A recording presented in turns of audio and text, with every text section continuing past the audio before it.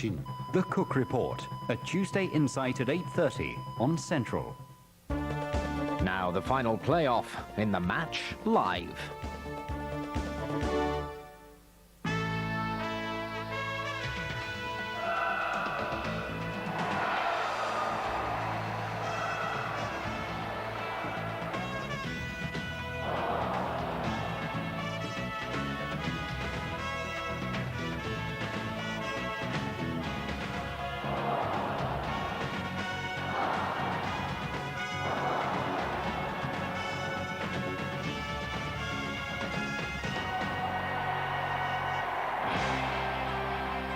Crystal Palace and Leicester City, two clubs who know all about the twists and turns of football's wheel of fortune.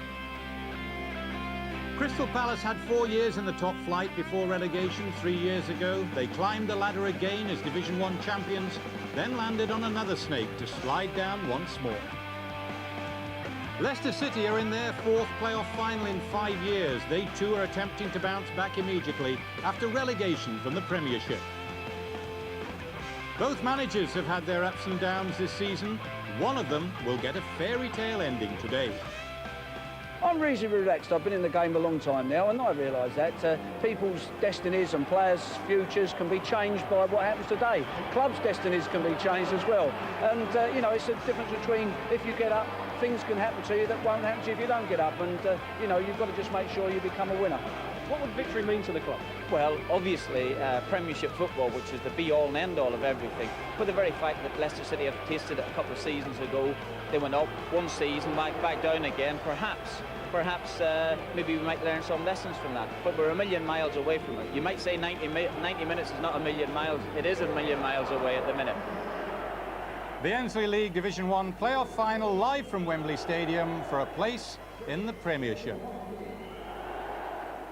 Hello, good afternoon. It's one of the nerviest days on the football calendar. One team will go home today looking forward to that Premiership place. For the other, well, there'll be nothing to show for a long, hard season. With me this afternoon, George Graham, whose illustrious coaching career began at Crystal Palace. And alongside George, Marco Gabbiadini, who is already looking forward to Premiership football with Derby County, who've been promoted. Just tell us what it means to a player, Marco, to get there. Well, I'm happy to be here and not being involved out there today. That's the main thing. And then you've actually, what is it, two defeats in actual playoff finals, so it's not the happiest ground for me. But obviously, I'm just looking forward to 40-odd big games like this next year at some great stadiums against some good teams. Do you think it'll be a good game this afternoon, George, between these two? Well, when you consider that around Christmas time, halfway during the season, both of them were languishing mid-table. They're the forum teams, you know, of the last half of the season. And yeah, I'm expecting a good game, and hopefully they can continue their recent form. They play attractive football, both of them. Yeah, it's going to be interesting to see the different formations of the team. Palace playing with 3 at the back and 5 in midfield, and Leicester playing with a 4-4-2 formation. Well, let's have a look at those teams. The early team news, in fact, this afternoon. And for Palace, 19-year-old Robert Quinn is in the side for only his 2nd full start. The really good news for Palace is that David Hopkin, who missed both semi-final playoff games against Charlton, is fit. And as for Leicester, well, Scott Taylor will play. He's had a knee problem. You'll remember him in last year's playoff final, probably, when he was man of the match for Reading, beaten by Bolton. And Gary Parker, by the way, who's not exactly seen eye to eye with Martin O'Neill, he's definitely in the starting lineup.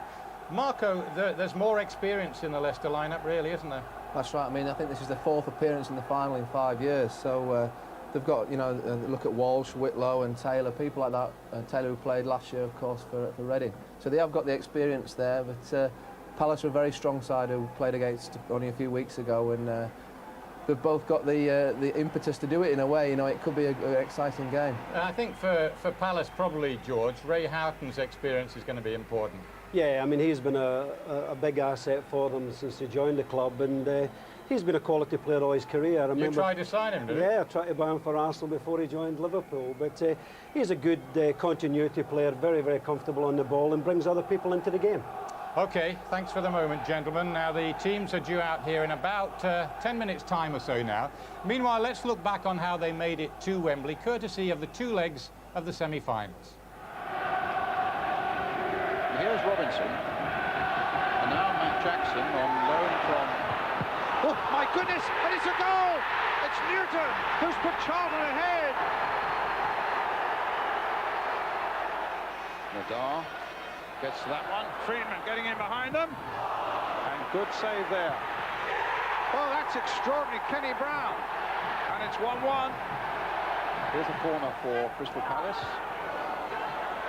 Nadar trying an overhead. And Carl Bilks puts it over the line to make it 2-1 Palace.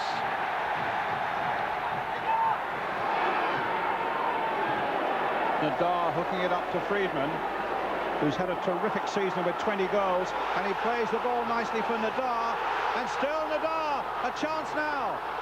Can Houghton finish it off? It's there! Ray Houghton for Crystal Palace.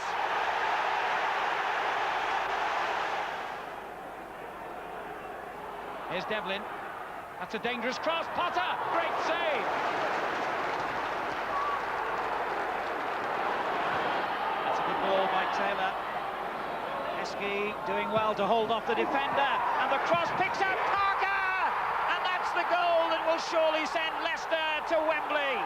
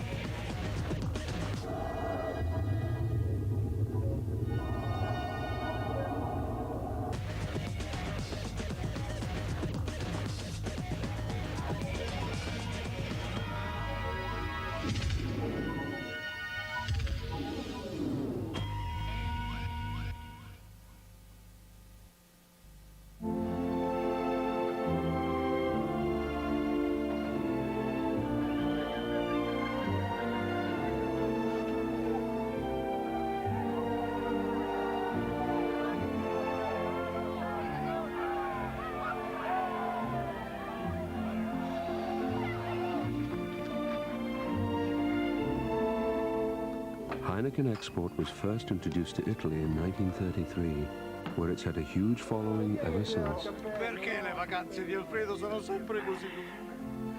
Smooth-tasting Heineken Export, the world's favorite import.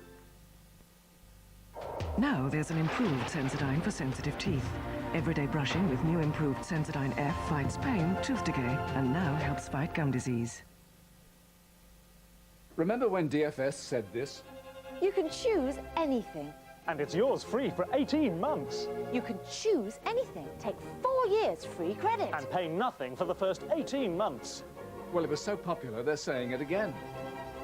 Choose anything. Take 4 years free credit. And pay nothing for the first 18 months. Plus, there's 40% off all special bank holiday time offers, like this leather sofa, just $4.98. 40% savings at DFS. And Sunday, 5 p.m.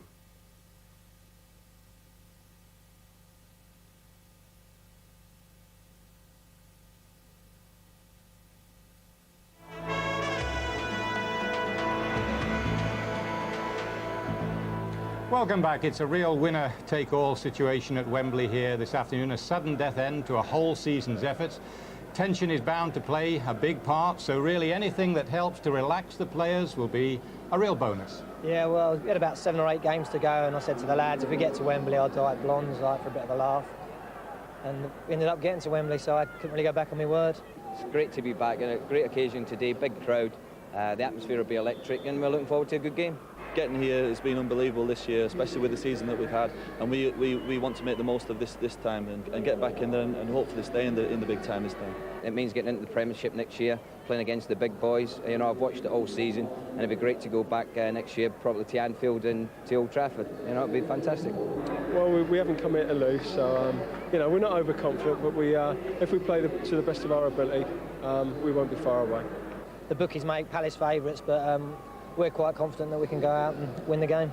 Oh, I still get butterflies. I've got a little bit now, so I'm really looking forward to the game. It's been a long wait, to be honest. I think it was 12 days since the second semi-final. So really, I think both us and Leicester just want to get it underway now. Who knows what's going to happen? We don't know yet, but we've just got to perform out there and give our best, and I'm sure that if we do, we've got a very good chance of winning the game. We've got our game plan sorted out, and as long as we stick to it and play as well as we can, we should be okay. You're pretty sure you're going to be in the Premier Division come the end of the afternoon? Yeah, certainly hope so. Well, you certainly need confidence, don't you, George, to go into a game like this. It is very much on the day. I mean, the fact that Palace finished 4 points and 2 places above Leicester means nothing on the day. No, at the beginning of the season, you know, if you're going to finish in the top 2, you're going to qualify automatically. So there's no point of sort of complaining about the structure of the promotion now. But I would just say, looking at the Palace team, which I've seen a bit of this season, how the youngsters going to handle it at the back. So I would look at that, because I think they've got goals.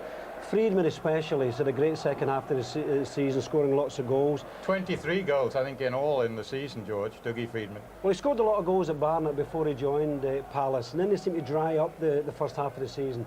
But since Dave Bass's joined him, he started scoring again. And also Hopkins, who floats in behind the front two, he gets in among the goals as well. But it's just a matter of, it would worry me, Palace at the back, if the youngster, who's 18-year-old, can handle it big time. What do you just tell us about Leicester City, Marco? Well, I think they're a very strong side, as Palace were when we played them recently. You know, they've got great experience at the back with Steve Walsh. And I think Gary Parker is a key player for them, because he can come and get the ball off the defensive players, and they aren't afraid to play from the back. And Steve Claridge has done very well since he came from Birmingham. He wasn't scoring very much there, but since he went to Leicester, has added quite a few goals to his tally. So, you know, I think it's going to be a very interesting game, and hopefully the tension isn't going to be too much that it gets to people on the pitch. Well, that's right. Nerves are definitely going to play a part this afternoon, and that includes the 2 sets of supporters as well out there on the Wembley terraces. Kick-off just over 10 minutes away now. We'll be back for the players' entrances in a couple of moments.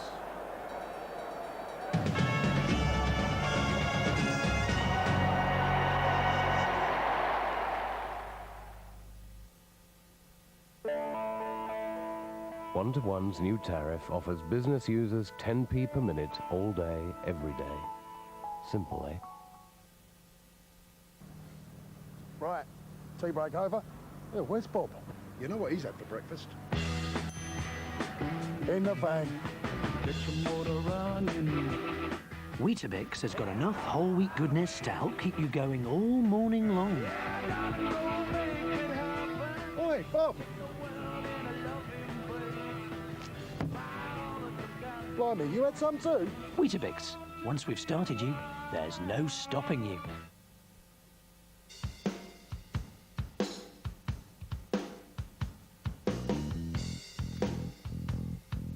Ice brewed. One Canadian brewery. The ultimate balance of smoothness and strength equals one great taste. Labatt Ice, smooth as ice. Time is money. That's why Mercury One-to-One charge per second. All right, lads, are we ready? Aye, tandoori first, like, and then a club afterwards for a bit of late-night smooching and that. Okay. Fantastic. Right. Hang on, Bob, if we were having a curry, what's about our breath? Oh, aye, the lasses weren't standing for that. Stop worrying. I've brought along some new Formula ultra-effective clarets with Actazol. Salted. Yeah, salted. Come on, lads, let's go. There's a blooming big cute foot taxi. Now, come on, now. Have you ever seen me dancing? You know, really dancing. Ultra-fresh clarets. Wildly effective. For the lowdown on One-to-One's new 10p per minute all-day business tariff, call 0500 500 121.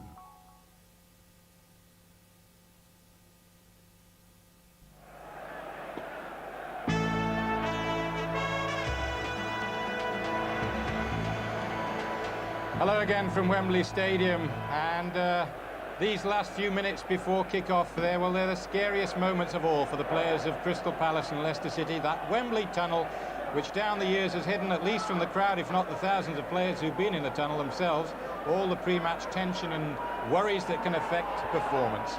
A place in the Premiership at stake for these two clubs this afternoon, and it's certainly no place this, George Graham, is it, for the timid?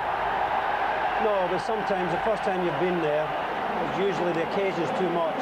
You don't seem to enjoy it, so I would recommend everybody to go at least 2 or 3 times. Well, I think you took an Arsenal side 4 times. And what did you tell the sides in the dressing room? That just says, you know, just remember what got us here, the way we played, the great team spirit and camaraderie, and to see if they could carry that on to the final game here today. Marco, Wembley nerves. I mean, you said you played here twice and lost twice. Did you have Wembley nerves? Yeah, well, that theory didn't work for me, George, because I've never won here. But it was interesting to see Ray Houghton say he had the butterflies. I mean, he'll have played in some bigger games, I'm sure, for Liverpool or at Wembley. But you know, that just shows what it's like. Can I put you on the spot, the two of you? First of all, you, Marco. Who's going to win it, do you reckon? I'm going to go with Palace because they came so close to actually clinching a permanent place, you know, an automatic place. So I'm pumping for them. So you're going for Palace now, George? Yeah, I think Palace seemed to me to have more firepower. I would like to have seen the boy Roberts play for Leicester today, because Ewan Roberts, yes. Yeah, Ewan Roberts. If he had ability today, I think there'd be a better chance. But I think Palace have got more firepower. OK, gentlemen, thank you very much. It's time now to get to our match commentary team today, and that is Ron Atkinson and first Alan Parry. Thank you, Bob, and good afternoon, everyone, on this final day of the English season, when 9 months of effort and endeavour is rewarded in the space of a couple of hours. But only, of course, for one of these teams. The glamour of the Premiership lies ahead for the winners, but the losers get absolutely nothing.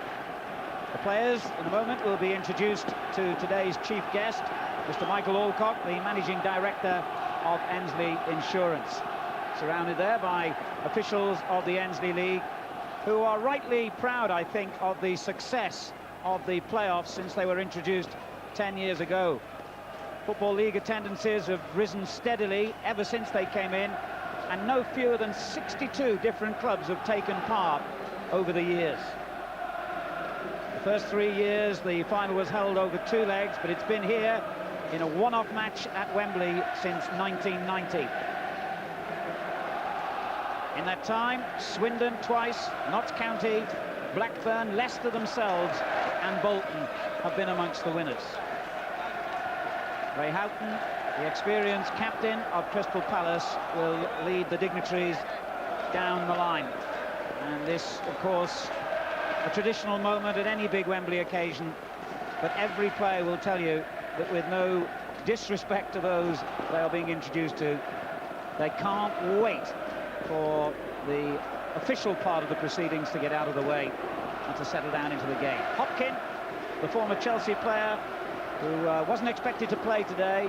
Friedman, the man who's provided so many goals. Endar, tall, pacey striker. And David Tuttle, who began his career at Tottenham Hotspur, who will play as one of today's centre-backs. Andy Roberts, the sweeper. A very proud man, associated with Crystal Palace for 15 years now, the German Ron Nodes. And the man who he brought in just a couple of months ago, really, Dave Bassett. The team were 15th in the table when Bassett arrived from Sheffield United. And it must be one of the stories of the season that they are even this close to getting promoted. And he told me before the match that when Ron Nodes appointed him, he said, whatever else you do, just make sure we don't go down. He's certainly done that. And now Steve Walsh, the captain of Leicester City, who scored 2 goals when Leicester won against Derby County in the playoff final a couple of years ago, introduces the Leicester men to Mr. Alcock and the guests. Neil Heskey, what an occasion for him, just 18 years old. And Julian Watts, who was signed on transfer deadline day from Sheffield Wednesday. Little Neil Lennon, who played here for Crewe in the playoffs 3 years ago, finished on the losing side that day. Gary Parker, who's been here twice as a winner in his Nottingham Forest days. And Mike Whitlow, who's played in all 3 previous finals for Leicester City, along with Steve Walsh, in fact, the captain. And Kevin Poole, the goalkeeper, in his 5th season now as a regular for Leicester City. Martin O'Neill, the manager, it's not new territory for him. It's his 4th visit in 5 years. He brought Wycombe Wanderers to Wembley twice in the non-league version of the FA Cup, that's the FA Trophy, and also to the playoff final of the 3rd Division against Preston North End, and he was successful on each occasion. David Allison of Lancaster, today's referee, and Roger Gifford is the standby official today. It's his final match, in fact, as a referee in English football.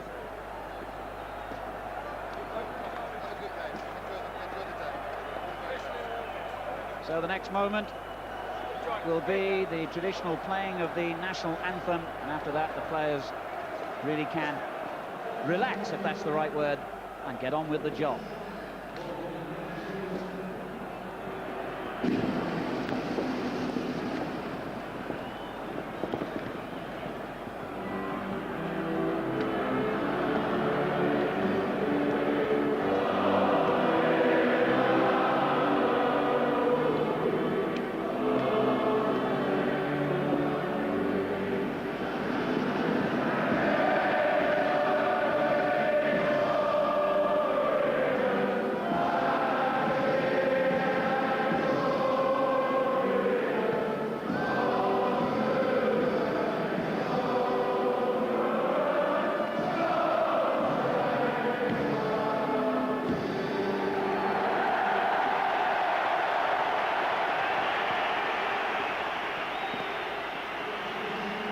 Let's take a check on the team lineups, beginning with Crystal Palace. And their squad really bears no resemblance to the team relegated from the Premiership a year ago. £12 million worth of players have been sold since then, and Dave Bassett is their third different manager in 12 months. As I mentioned, he's taken them from 15th to the brink of promotion, but he's missing two key players today. Palace without defenders Neef Anderson, who's injured, and the suspended Gareth Davis. But the good news for them is the return of David Hopkin in attack. He missed both semi-finals against Charlton because of injury. Leicester, of course, are old hands at this playoff business, and most of these players have been through it all before. In fact, as I mentioned, Steve Walsh and Mike Whitlow are both appearing in their 4th Wembley finals. Neil Lennon's been here with Crewe. Scott Taylor played for Reading against Bolton 12 months ago. So Leicester certainly have the edge when it comes to big match Wembley experience. Leicester's key absentee, their leading scorer Ewan Roberts, who's still recovering from broken ribs. And the substitutes. Palace have strikers Bruce Dyer and Carl Veart, the Australian, and midfielders Simon Roger. Leicester select Mark Robbins, a striker, another Australian, goalkeeper Zelko Kalatz, and defender Colin Hill. And referee David Allison will in a moment call together the two captains, Steve Walsh of Leicester and Ray Houghton of Crystal Palace. 34 now, Ray Houghton, and astonishingly, this is his 13th appearance at Wembley Stadium. Marvellous career for West Ham, Fulham, Oxford, Liverpool, Aston Villa, and of course he's also appeared here for the Republic of Ireland, for whom he's won over 60 international caps. An old teammate and an old pal of his is an opponent today, Gary Parker, whose goal at Stoke in the semi-finals clinched Leicester's place here at Wembley. Another experienced man who's played at the top level for Nottingham Forest and Aston Villa. That's the experience, but there's a couple of youngsters out there today. Robert Quinn is just 19. It's only the 3rd senior game he's ever started in his career. He'd never played a league game until the final match of the season. He was thrown in the 2 semi-finals of the playoffs, and now here he is at Wembley Stadium.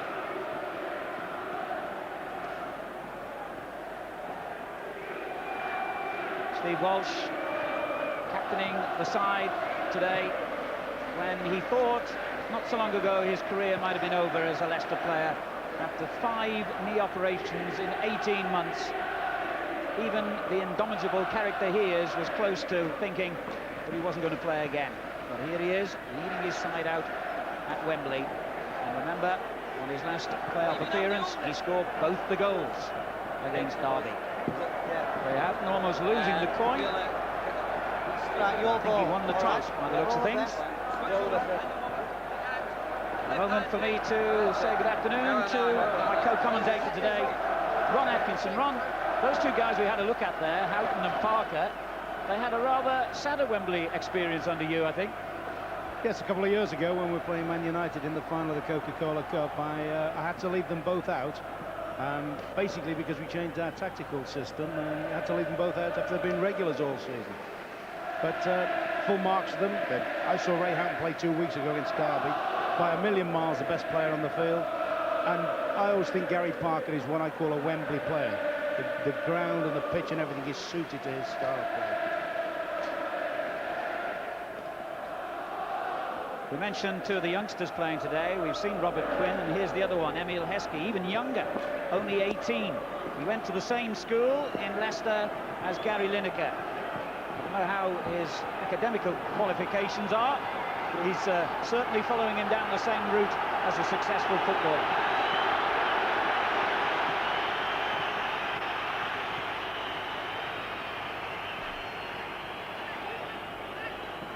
It's a cold, windy day here, but there's a fabulous atmosphere inside the stadium. Martin O'Neill, on his 4th visit here in 5 years, a League Cup winner twice as a player here with Nottingham Forest in the 70s. And Dave Bassett, known in the game to everyone as Harry Bassett, his first time ever, in fact, in the playoffs. But he is a man with the experience of promotion. 6 times in his career he has led teams into a higher division. So we're all set then. Leicester City all in blue, Crystal Palace in the predominantly red kit, and it'll be Leicester who get this 1996 First Division playoff final underway. Scott Taylor accidentally catching Tuttle in the face then as he tried to control that high ball, and the first free kick to Palace. Two contrasting styles of play and very different playing systems today. Leicester will begin the match with only one recognised striker in Steve Claridge. Emile Heskey would be an option to join in later in the game if necessary. And Claridge will have a lot of work to do, but it's something he thrives on.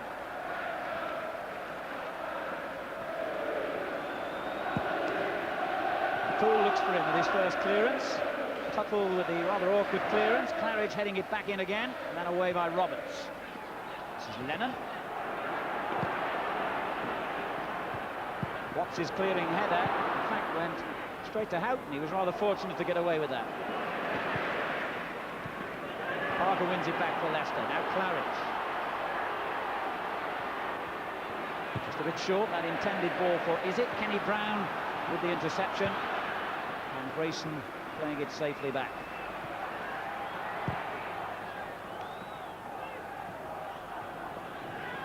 Then Quinn winning his first header. Brown caught in possession. Claridge. This is it? Taylor in a good position, edge of the box. Heskey arriving from a deeper position. And he finally got there to the rather overhit cross. This is Parker. Claridge.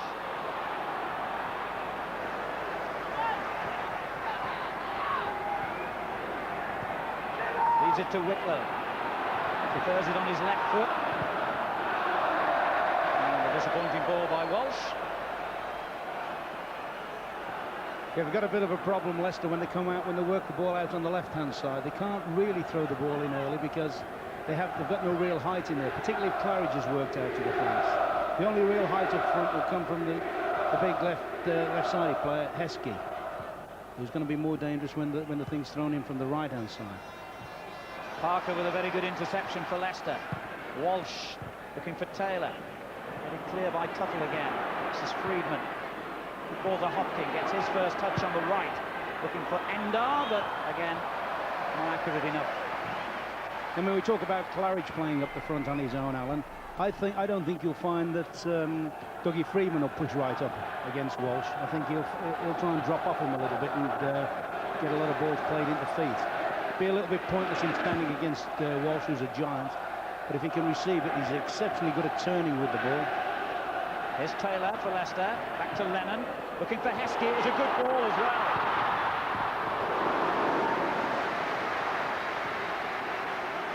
Yeah, some good build-up play there. Good build-up play. Lennon, nice little ball inside the fullback. Big, powerful Heskey sets off. Can't quite get full power on the shot. But you notice every time a ball's knocked up to Claridge, the blonde-headed Taylor really bonks on into the front. There he is again. And I didn't recognise him, to be fair, when he came out. I think I made him man of the match last year in this same game. But when he came out with the blonde hair, I didn't recognise him. But you'll see plenty of him making forward dashes. There's Lennon. His bright mop of ginger hair is genuine, unlike Taylor, who dyed his hair as a joke. Said he wanted to get noticed, so his manager said, score the winning goal. That'll get you noticed. Ender. Clearance by Watts. Comes to Friedman. Oh, Lennon did really well there. Claridge tries to set Heskey down the centre, and Martin took a bit of a risk then. He was waiting for the ball to come back into the area so he could pick it up. Hopkin. This is Edworthy. Strong attacking player down the right, but ran straight into the mountain of Walsh there. Here's Taylor. Saw the break by Parker in the inside right position. Good defending by Brown. He was on loan from West Ham. No, the first thing you'll see, Alan, is that with Crystal Palace playing 3 central defenders against basically one of Leicester's strikers, you get the impression nobody's really sure who's going to take him. I think they'd be better employed if somebody said, I'll go tight against Claridge, I'll stay out as a spare man, and one of the other central defenders just push in and support. At the moment, the 3 of them don't quite know who's marking who. Grayson looking for Claridge. See, there's a situation there where all 3 defenders have got dragged over to the same side of the field. And if they're not careful, somebody like Park or somebody like Taylor will exploit that. Endar trying to exploit an opening here for Palace, but he overran it. Goal kick. Exciting player though, George Endar. He's only 21. Preferred in recent weeks to Bruce Dyer. He's really a winger and prefers to go down that left-hand side as he did a moment ago. He was originally cover for John Solarco, but now he's a first teamer on his own right. Leicester City, remember, in their 4th playoff final in 5 seasons. Taylor.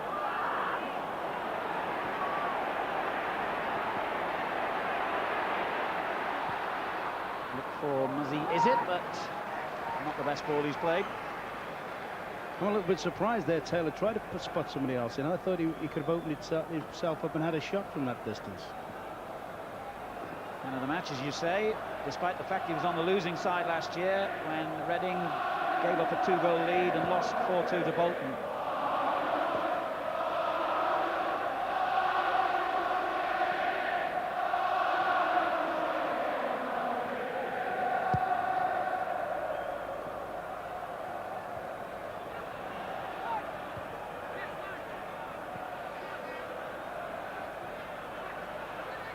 Izzet comes to win it back. Watts' clearance was a bit loose. Houghton. Friedman. Surrounded by blue shirts, but he still gets it to his captain, Houghton.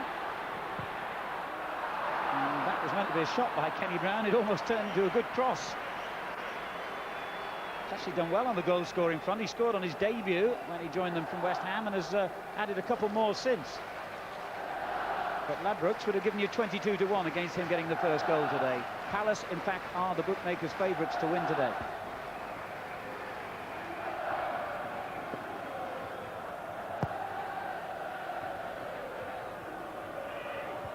Tuttle's clearance, headed back by Lennon. Tuttle's there again. Houghton. Edworthy was just caught by Whitlow. I think was genuinely trying to win the ball, but was a bit late. Very honest player, Mike Whitlow. Played for Leeds, in fact, when they won the league championship a few years ago. Houghton takes the free kick, and Leicester deal with it. Now a bit of space on the right-hand side for young Muzzy Izzet. Mustafa Izzet, to give him his full name. He's run into trouble. Houghton. Poole takes control for Leicester, and the early throw to Whitlow. Yeah, when I saw Palace play against Derby about 3 weeks ago, I was impressed with their one-touch passing in midfield, mainly through Houghton. Most things stem through him. What Leicester have done, they put so many bodies in midfield, they're making it very, very difficult for the Palace midfield players to have any space in there. It's a much better ball by Taylor this time to Gary Parker. Grayson in support. Robertson's clearance. And Whitlow made sure Leicester kept possession. Claridge.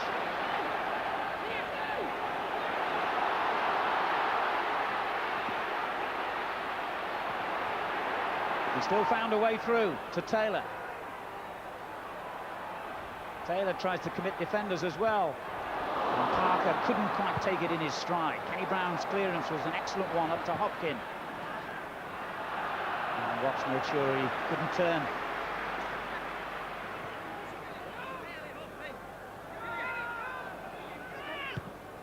Brown. Endar. Now Houghton. Lennon has already made 1 or 2 really good interceptions in the middle third of the field. That's an offside decision against Hopkin. I think they've definitely singled Houghton out as the man that makes things happen, who orchestrates things, and they're not going to give him, if they can avoid it, time and space. It's noticeable every time he's on the ball, somebody tries to snap at him straight away. I'm a bit surprised how far Hopkins playing upfield as well. When he, in the previous game I saw them, he was playing in a deeper midfield player, but making late runs after the build-up play in midfield.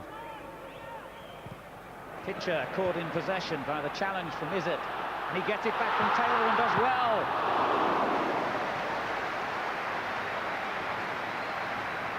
Sharp, incisive, but could have taken it on Owen. I mean, he's done very, very well. Could have run that in closer. The effort was good, but I feel he threw away a very, very good chance there.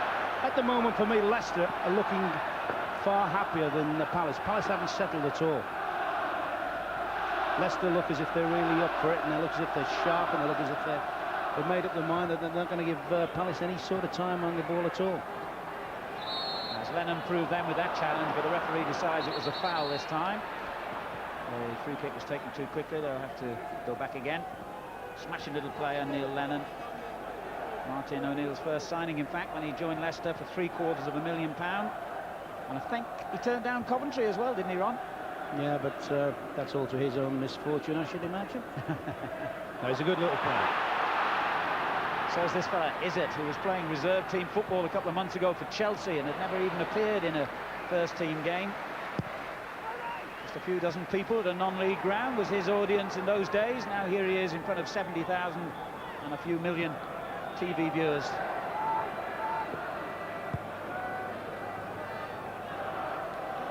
I mean, there's a big onus on both the Leicester wide players. I mean, they're both naturally attacking players, but they've got a defensive responsibility today to close down the flanks and make sure that Palace can't come out on the side of down the sides of the team. Good passing game here by Leicester City. Something that was their hallmark in the early weeks of the season under Mark McGee. Martin O'Neill's given them greater strength and discipline in a defensive sense. And a team that was renowned for letting in goals has been very tight in their run-up to this playoff final, in which they won 6 of their last 8 games. Endar caught there by Grayson, will be fortunate to escape a yellow card for that. It was a quite deliberate body check.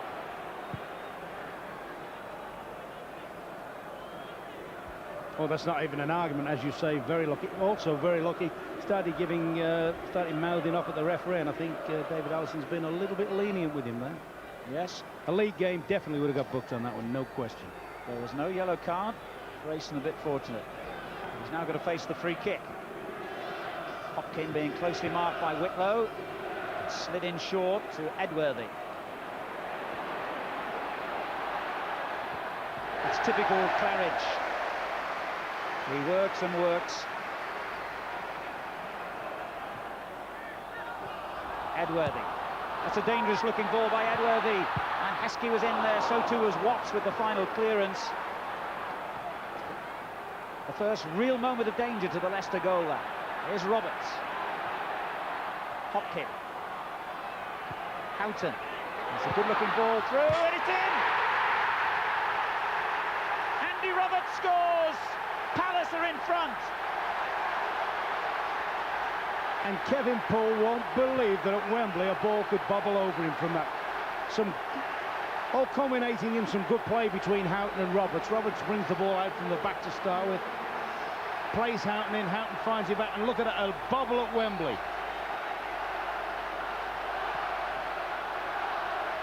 It's the first goal he scored for Crystal Palace, and what a moment to open his account, and what a venue.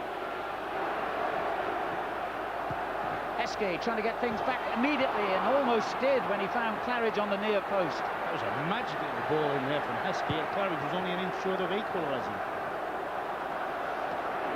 Well, Leicester City went down against Derby a couple of years ago and came back to win 2-1. They were 3-0 down in that magical match against Swindon when they came back to 3-3 and eventually lost 4-3. So they won't panic about this, but obviously it's not the start they wanted. That's good feet. I mean, I've seen this goalkeeper make some miraculous saves through the season, Poole. I don't think the bobbles helped him at all there. Andy Roberts, signed from Millwall last summer, beating Kevin Poole with a shot that he would normally have saved. The impressive thing about that for me was, yeah, the finish was great, and obviously it's a key factor in the game. But the very fact he started the move, he stepped out with the ball, which he can do. He's got good feet, and the very fact that they've only got Claridge up the field means he'll get his opportunities to step out with the ball. Parker knocking it long, and there's Roberts doing his defensive duties equally impressively. What a start then for Dave Bassett's team. 15 minutes gone at Wembley. They lead against Martin O'Neill's Leicester, 1-0.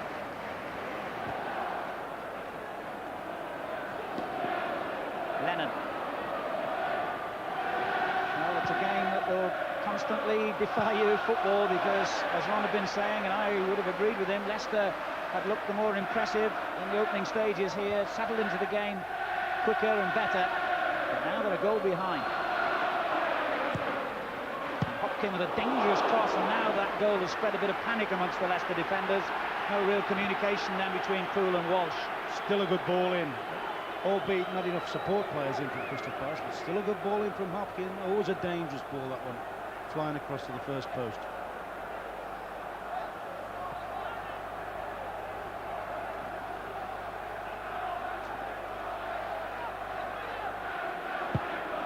And Quinn has come forward and made life difficult for Poole. Brown misjudged it. He's got away with it. And again, Kenny Brown. Good run by Hopkin. Watts following him.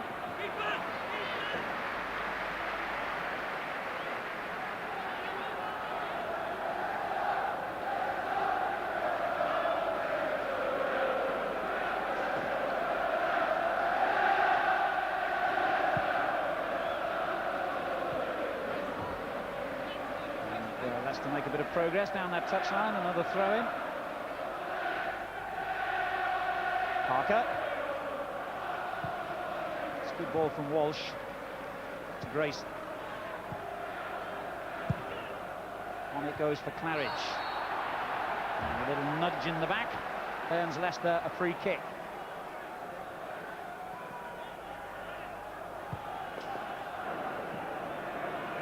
Whitlow.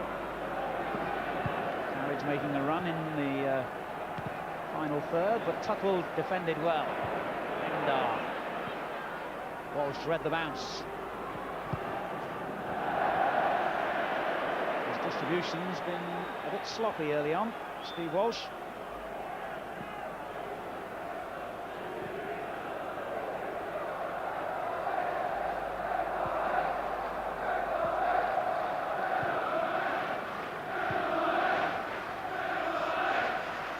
Lovely bit of skill by Friedman. He completely lost the defender, Grayson, who tugged at his shirt to try and stop him. That's what he does very well, Dougie Friedman. Comes off the front line, he accepts the ball exceptionally well. Good turner with it. And he's earned his team a free kick in a good position here. Well, somebody's got to get Walsh out the way here. They want to try and run big Walsh out the way. Tuttle tries to pull him out of the danger area. Pitcher couldn't reach the header. It comes out to Hopkin. Poole had to scramble for that because it had come off his own man. It would have been a corner.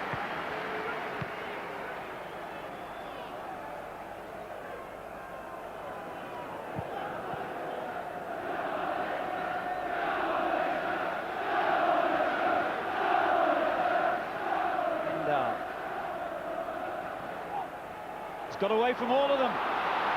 Brilliant run by Endar, and that was so tempting for Friedman. It looked as though he only had to hit a foot in the way, and that would have been a second goal. Well, it was brilliant play from Enda, and I'm sure the Dougie Freedman, could have slid in at that one. That looks an absolute stick-on for him if he'd have slid at it.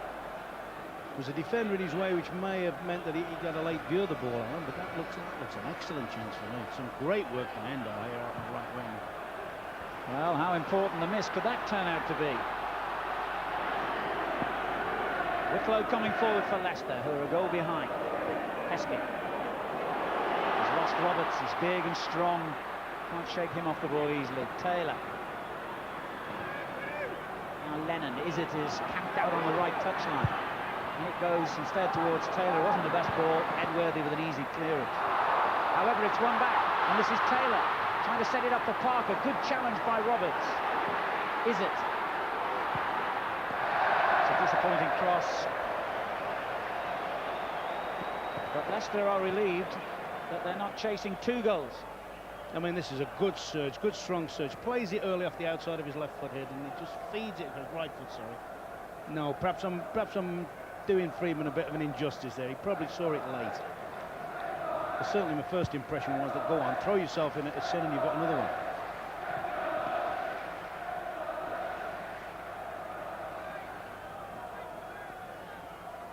Anxiety on the Leicester bench, but they'll know that there's a long time to go yet. Plenty of opportunity to get back into this game, and frankly, they've probably had the better of the opening 20 minutes, but they're a goal down.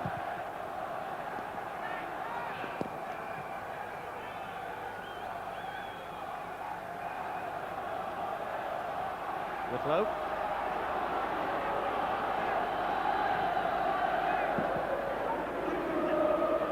Everyone marked, so he had to go square to Lennon. Taylor's found some room in the middle. He loves running at defenders, that's his strength. His shooting isn't necessarily as impressive, but he can certainly forge openings with his ability to take people on like that. 6 goals he's got this season.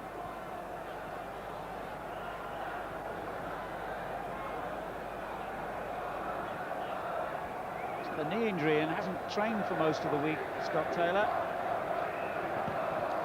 I think he's been dogged with injury a little bit this season, hasn't he? I was very impressed when I saw him play here last year for Reading, but on a number of occasions when we watched Leicester play this year, unfortunately he hasn't been playing.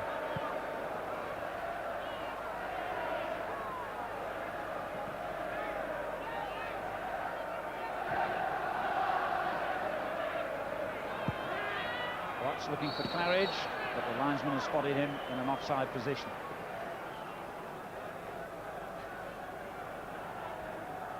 The one thing, of course, with Leicester just playing Claridge up the middle, it means that young Quinn's had a chance to bed down. He hasn't really been put under an awful lot of pressure.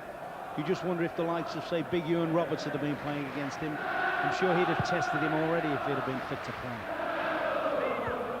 Endar, unchallenged header, and cleared by Walsh. Comes back in from Houghton. Whitlow couldn't turn back towards his goalkeeper and got caught in 2 minds. Freedman. Good skill again by Freedman, and Lennon equally impressive. That's wonderful play by Lennon. Taylor now. Izzard continues his run down the right flank, but he slides him in invitingly. Claridge and Parker in the penalty box, but the cross always favourite for Nigel Martin. Just looking at that move developing, as soon as Izzard was flashing the ball across, I thought, come on, Heskey, where, you know, I was expecting the big lad to be flying in. He stood on the halfway line. I would have thought that Martin O'Neill would be saying, hey son, when we're attacking up the right hand side, your job is to get on that back post.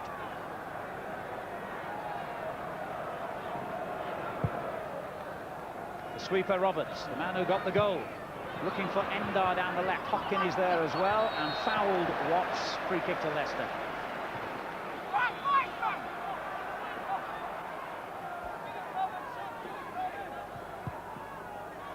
The second time, incidentally, the Palace have been in the playoff final. They beat Blackburn 7 years ago when it was still played over 2 legs.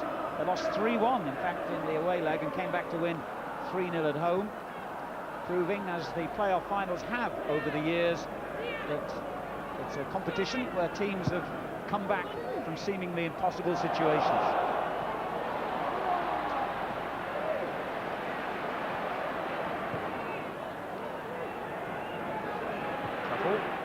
To Houghton, probably a little layoff to Quinn.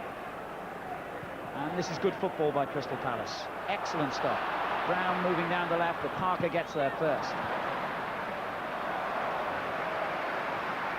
Ray Lewington and Peter Nicholas on the coaching staff for Crystal Palace take great credit for the change in the style of football they brought about at the beginning of this season. They introduced a passing game, and it was not necessarily successful in terms of results, but it started to have its product, and Dave Bassett was sensible enough to keep with that style of play, and that's why Palace had that storming run from the moment he arrived.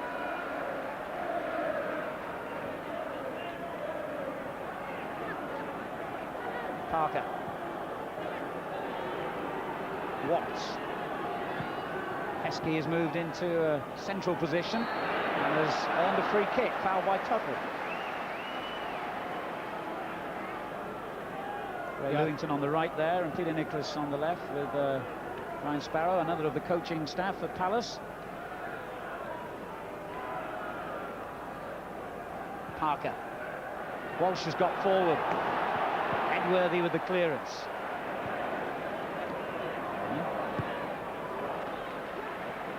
Now Watts. Just showed the ball to Friedman then, but he's a calm character, Julian Watts. Very cool player. Here's Grayson. And now Parker. Taylor's made a good run down the centre, and Parker finds him brilliantly. Well, I think Palace were expecting an offside flag. It never came, and that's a missed chance. Certainly Edworthy was looking for offside, because he could have just walked in and marked Taylor very comfortably there.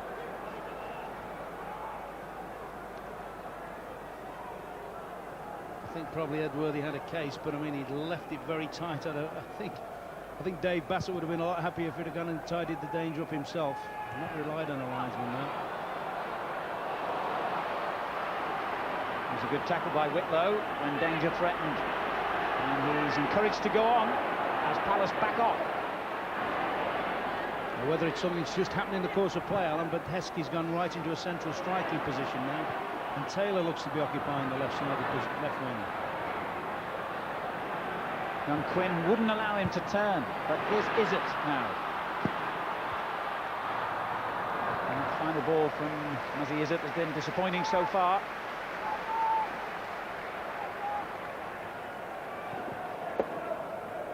Martin O'Neill, international of course in his playing days, 64 caps for Northern Ireland, and led them to the quarter-finals of the World Cup in 1982. Started out on the management ladder with Wycombe Wanderers and was a great success. Started the season at Norwich, where he fell out with the chairman, and moved in dramatic circumstances to Leicester. 18 minutes of the first half to go here. Again, he'll be thinking, not you were talking about Martin, he'll be thinking, look, let's make sure that nothing else happens in terms of Palace getting another goal. If there's only one goal to diff, there's not a problem. We can always pull that back. What they mustn't do, of course, is let it go to two ahead. Parker, supremely confident on the ball. Yes, he'll want the ball all day. He'll be patient enough, even if there's not a ball on, an adventurous ball, he'll just keep possession for the team. Somebody was on about, I think it was George Graham was talking about Ray Houghton being a continuity player. Gary Parker's exactly the same as well.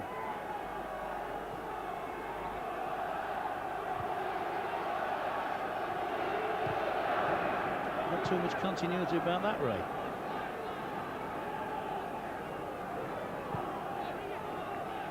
Walsh.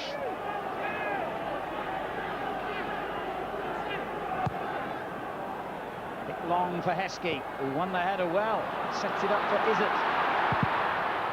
That was a better effort. Brown did well to block it. Now Endar.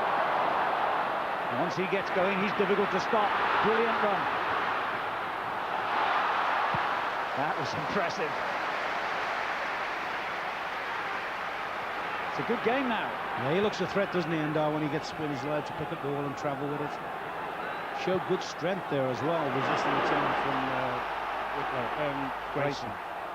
Here's Whitlow. And Edworthy should clean that one up, no problem. Nope, Whitlow wouldn't give him an easy route out, but it is a Palace throw to Whitlow's frustration.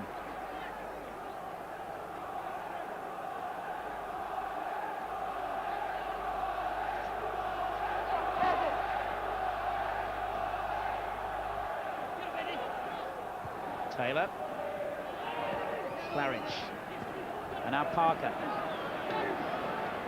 Lennon takes over. And Palace have 11 men back behind the ball. So they've got to stay patient here, Leicester. And good challenge, has won it back as Houghton goes forward, Walsh with the interception. Delivers it long for Taylor, who's onside. He's got Claridge and Heskey in good positions in the centre. Good defending by Tuttle. Oh, great defending, because that was a hell of a situation for Leicester. Caught them napping there, looking for offside. No question he wasn't offside. It's their first corner with half an hour gone, and there'll be a threat from this. Watch out for Steve Walsh in particular. Watts has joined him. Heskey another possible danger, and Whitlow. But it's Walsh they look for. Claridge turning it on. Endar got it away. Izzet was determined it was going to be his. They've still got 6 forward here on the edge of the Palace box. Parker in possession. Walsh is one of those still forward. He lays it off to Grayson, and now Heskey. Edworthy the defender. Defender did a good job, and they could hit them on the break here, but it was a poor ball by Endar. Everybody seems to be crammed into this final third of the field at the moment. I think if Palace could just show a little bit more composure when they break the attacks down, they could catch Leicester on a break, but they're giving the ball back again too easily. They're fighting hard to break down the initial attack from Leicester, and then they're throwing it back unnecessary back to the Leicester defenders. A little splash of welcome sunshine across Wembley as Izzet forces the ball over the line, but that's a Palace throw. If Harry Bassett is successful today, it'll be the 7th time he's led a team to promotion, and that would even overtake Jim Smith, whose record is one of the best in the game. Jim Smith, who's already safely in the Premiership next season, of course. Derby runners-up. Crystal Palace finished 3rd, 4 points behind them, and 4 points ahead of Leicester, who were in 5th place. Sunderland the champions. So just one place lies in wait in the Premiership. Who will take it, Crystal Palace or Leicester? At the moment, Palace are in front.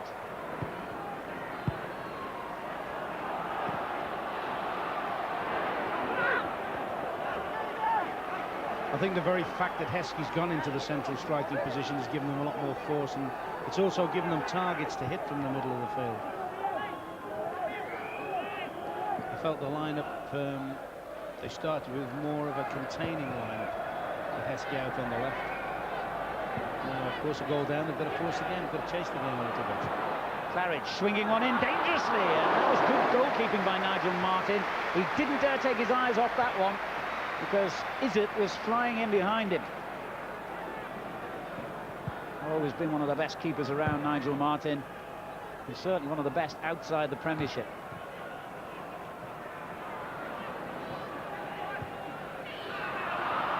Heskey goes in hard to win it back. It comes to Parker. And unusually for him, he's lost possession. Brown for Crystal Palace. They need to put some passes in here. This is the first time they've got a little bit of free breathing space for some time. Hopkin for them. Dear, that was excellent work by Watts. Now Whitlow. There's one for Heskey to chase, and the goalkeeper's come an awful long way out, but he knew what he was doing.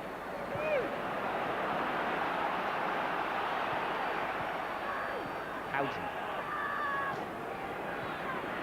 Pitcher just sits in that central midfield defensive role. You don't notice him that often, but he gets through a very good job and a very important one. Friedman's given it away. So that's the unnecessary thing. They've been doing a little bit of that, Palace, in the last 10 minutes or so, giving it away under no real pressure. Friedman checked off the front line there, did it brilliantly, accepted it, and then gave it away. Quinn's foul on Claridge. Leicester have a free kick.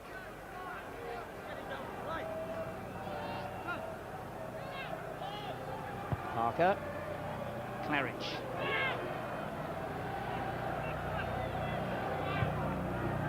And he goes for Heskey. Roberts is the defender with him. He knows what he's doing, Roberts, doesn't he? Yeah, he's a handy player to have between two markers, because he knows the game. He can play in midfield, he can step out, as he proved with the goal. Parker. That could be useful if Grayson can get the cross in here, but he wasn't given the time he wanted. However, Izzet slides in to win it back. Parker chipping one up, and Martin punches it clear to Whitlow. It was his weaker foot that it came to, because he can really hit the ball with his left, Mike Whitlow.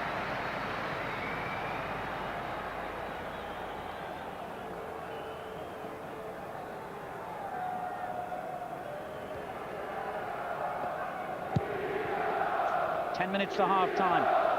Palace lead 1-0. The prize, remember, a place in the Premiership next season, and the millions of pounds and the glamour and the possible glory that go with it.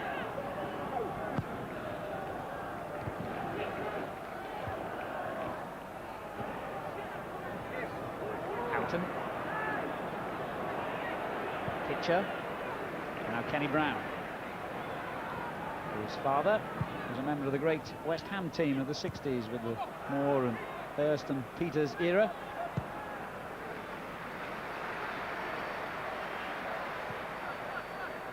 Leicester have enjoyed most of the possession in this half, but Palace enjoyed a one-goal lead.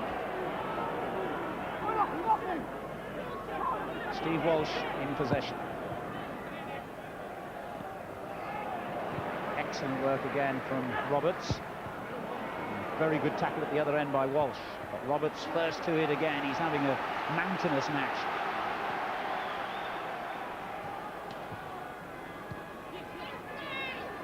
Parker takes over.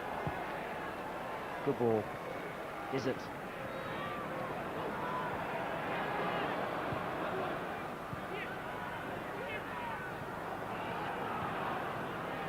And again, Leicester show how good they are at keeping possession, but no real opening has been created. Got to keep probing away and stay patient. Heskey. Young Quinn did well to get it clear. Heskey caught him as he cleared the ball. Free kick. Yes, certainly they're dictating the game in terms of possession at the moment, Leicester. You just wonder if they had a natural wing player, a natural wide player that could beat a man in the wide position and get to the dead ball line and maybe get one or two crosses pulled in. They're playing a little bit, or playing a fair amount, in front of Crystal Palace. As I know, it's something that Martin O'Neill desperately would like to introduce to the team. Width, it's something he's always played with in his managerial career, two wingers many times, and there isn't really anyone on the playing staff at Leicester that suits that particular role. So Heskey, who's really a central striker, is forced into it.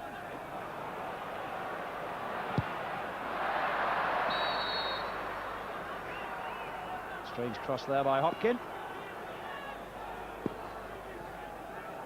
Let's have another look at the goal that separates the sides. I mean, his first touch is good there, Roberts. He's taken that with the accomplished as a striker. I felt for the goalkeeper, to be fair. As I say, we didn't see the thing on the playback there, but for me the most impressive thing about the goal was the way Roberts strode out at the start. He actually started the move, and joined in the play. Leicester on the roll again with Whitlow. Taylor flicks it on. That's a dangerous ball. As Izzet came flying in on the back post, it was good defending by Kenny Brown. It's a corner. Sneaked in well, Izzet. Certainly looks a brave lad, Izzet, because every time the ball has been played into one of those zones, he's never been afraid to go looking for it. And as you say, Great defending from Brown.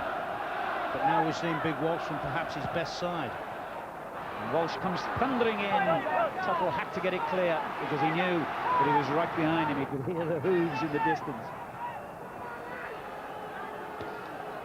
Yeah, the number of times you go to Filbert Street and watch games or play there or whatever, and over the years you've seen that big fella thundering in.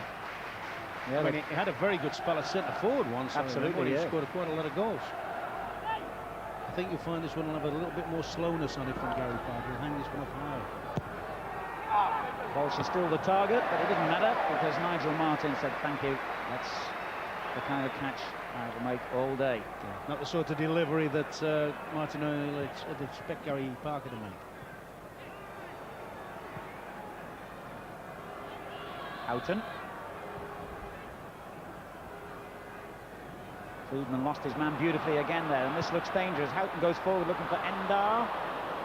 Whitlow's interception. It's a goal kick. So we've reached the final 5 minutes of the first half here at Wembley. Crystal Palace beating Leicester City 1-0.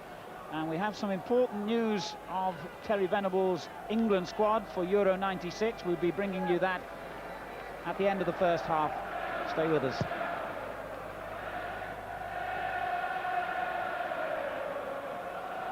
Tuttle's header. Houghton turns it away. Walsh with the clearance.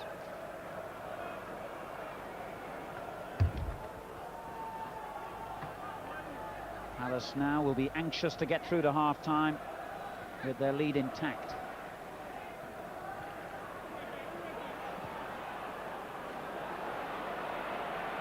Quinn under pressure from Lennon.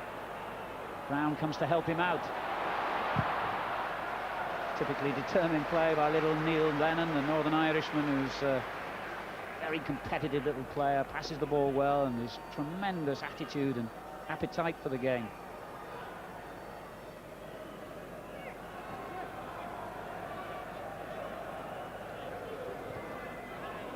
Gary Parker's got a bit of room. And again, 21 of the 22 players compressed into the one half of the field.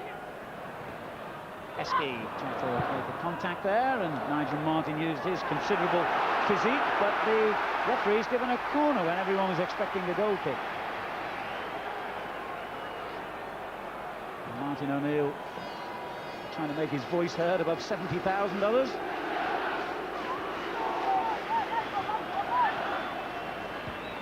Is it just setting it up again? Parker back to Lennon, and it goes dangerously. Still danger here. Well, that was a great chance. And Claridge and Martin O'Neill share their disappointment that it didn't go in. Everyone hesitated. Yeah, I think there was a suggestion that they were looking for offside. To be fair to Claridge, he really didn't know where he was. The ball's coming over his shoulder. He can't focus on where the goal is or where the keeper is. He's just got to try and get a helping hand or a helping foot on it, if you like. Yeah, their best chance of the game, but commiserations to Claridge there. He wouldn't have known where he was there. 3 minutes to half-time, it would have been some important goal if it had gone in. I think Palace do have a little bit of a problem, and that might be due to the fact they've had to change their defence quite a bit over the last 2 or 3 matches. They don't clear the box too well. And once or twice there's a bit of hesitation about whether somebody should be offside or whether they shouldn't. Particularly when Big Walsh comes up the field. I don't think they can afford to leave people back in the box and play him onside when the chance is there to lob it on top of him. Yes, they've certainly had some disruption to those central defensive positions in the final weeks of the season. Palace, all the more impressive really that they were able to go off on that great run. 14 of 22 matches under Dave Bassett they won. 2 minutes to half-time. Crystal Palace 1, Leicester City 0.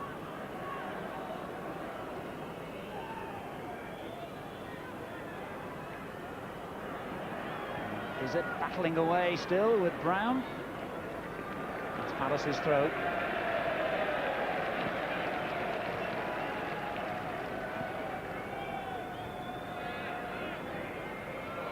Steve Coppell, technical director at Crystal Palace, to give him his official title, former Manchester United and England player who, of course, managed Palace himself in the great years in the early 90s when They reached the FA Cup final and finished third in the Premier League as it was then. Endar for Palace, trying to get back into the top flight again, leaving it to Hopkin.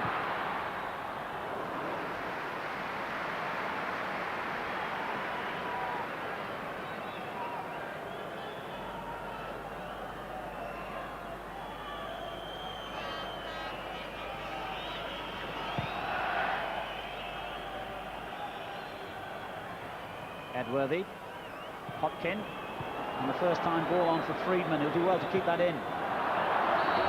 He didn't. Haven't seen too much of him yet today, Dougie Friedman. He's top scorer for Palace this season with 20 goals, just 22. Scott from Glasgow. In fact, he's on standby for Scotland's Euro 96 squad if Ali McCoist doesn't make it because of injury. Whitlow. Claridge looking for a free kick, and indeed that's exactly what he gets. Foul by David Tuttle. Tell you what, I've watched Claridge a lot over the last few years, and one thing you say in his favour, even if it's a bad ball, you know, he'll attempt to make it into a good one, and he is a handful for defenders, as Tuttle's finding out today. Now this is going to be, I would think, the last opportunity of the half, as Parker swings it in. Neither Watts nor Walsh could get to it. It's gone out of play for a goal kick. Watts is furious, thinking that he was stopped from getting to the ball there by a defender. I don't think there's any chance when Watts and Big Walsh come up that they're going to be allowed a free run at the ball. And everybody would be aware of how good they both are in the end. Palace will do their utmost to stop them getting into this stride. It was indeed the final opportunity of the half. It went begging, and that means that Andy Roberts' goal still separates the sides as we reach the halfway mark here at Wembley. Martin O'Neill, the Leicester City manager, is with Phil Metham. Martin, your puzzle would seem to be turning possession into goals. Absolutely. We've had 90% of the game. They've had one attack and they've scored a goal. Well, however, we just have to be a bit more incisive in the final third. How long can you be patient? Well, a bit patient. We've had the ball all the time. It's just a matter of getting in, turning it into a goal. Martin, thank you.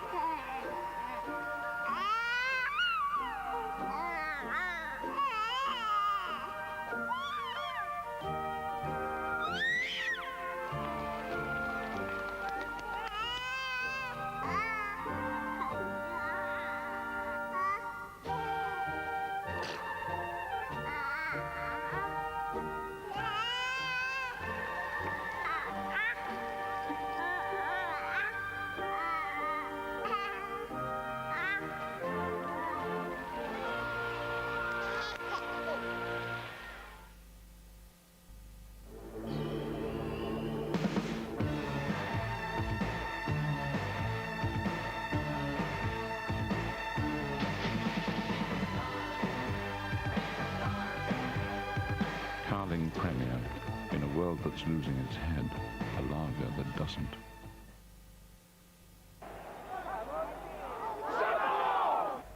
What's happening, Stuart? Jimmy's on the ball, he's moved it down.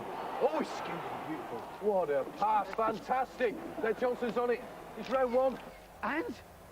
He's round the other one. And? Oh, that's a penalty! Oh, he's played it on. Cellnet has reduced the cost of running a mobile phone by up to 30%. So you can talk for as long Extra time! as you like.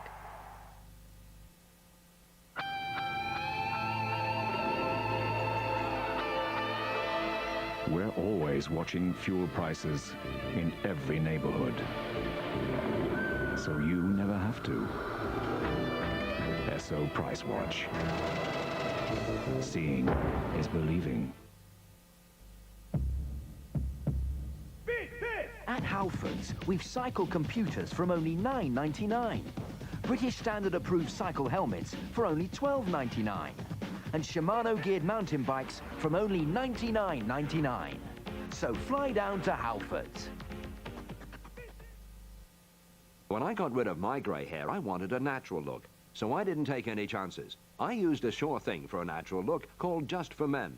Apply Just for Men and in 5 minutes rinse. Especially timed to blend away grey, bring back your natural look and condition hair. It's a sure thing. Just for Men, a sure thing for a natural look.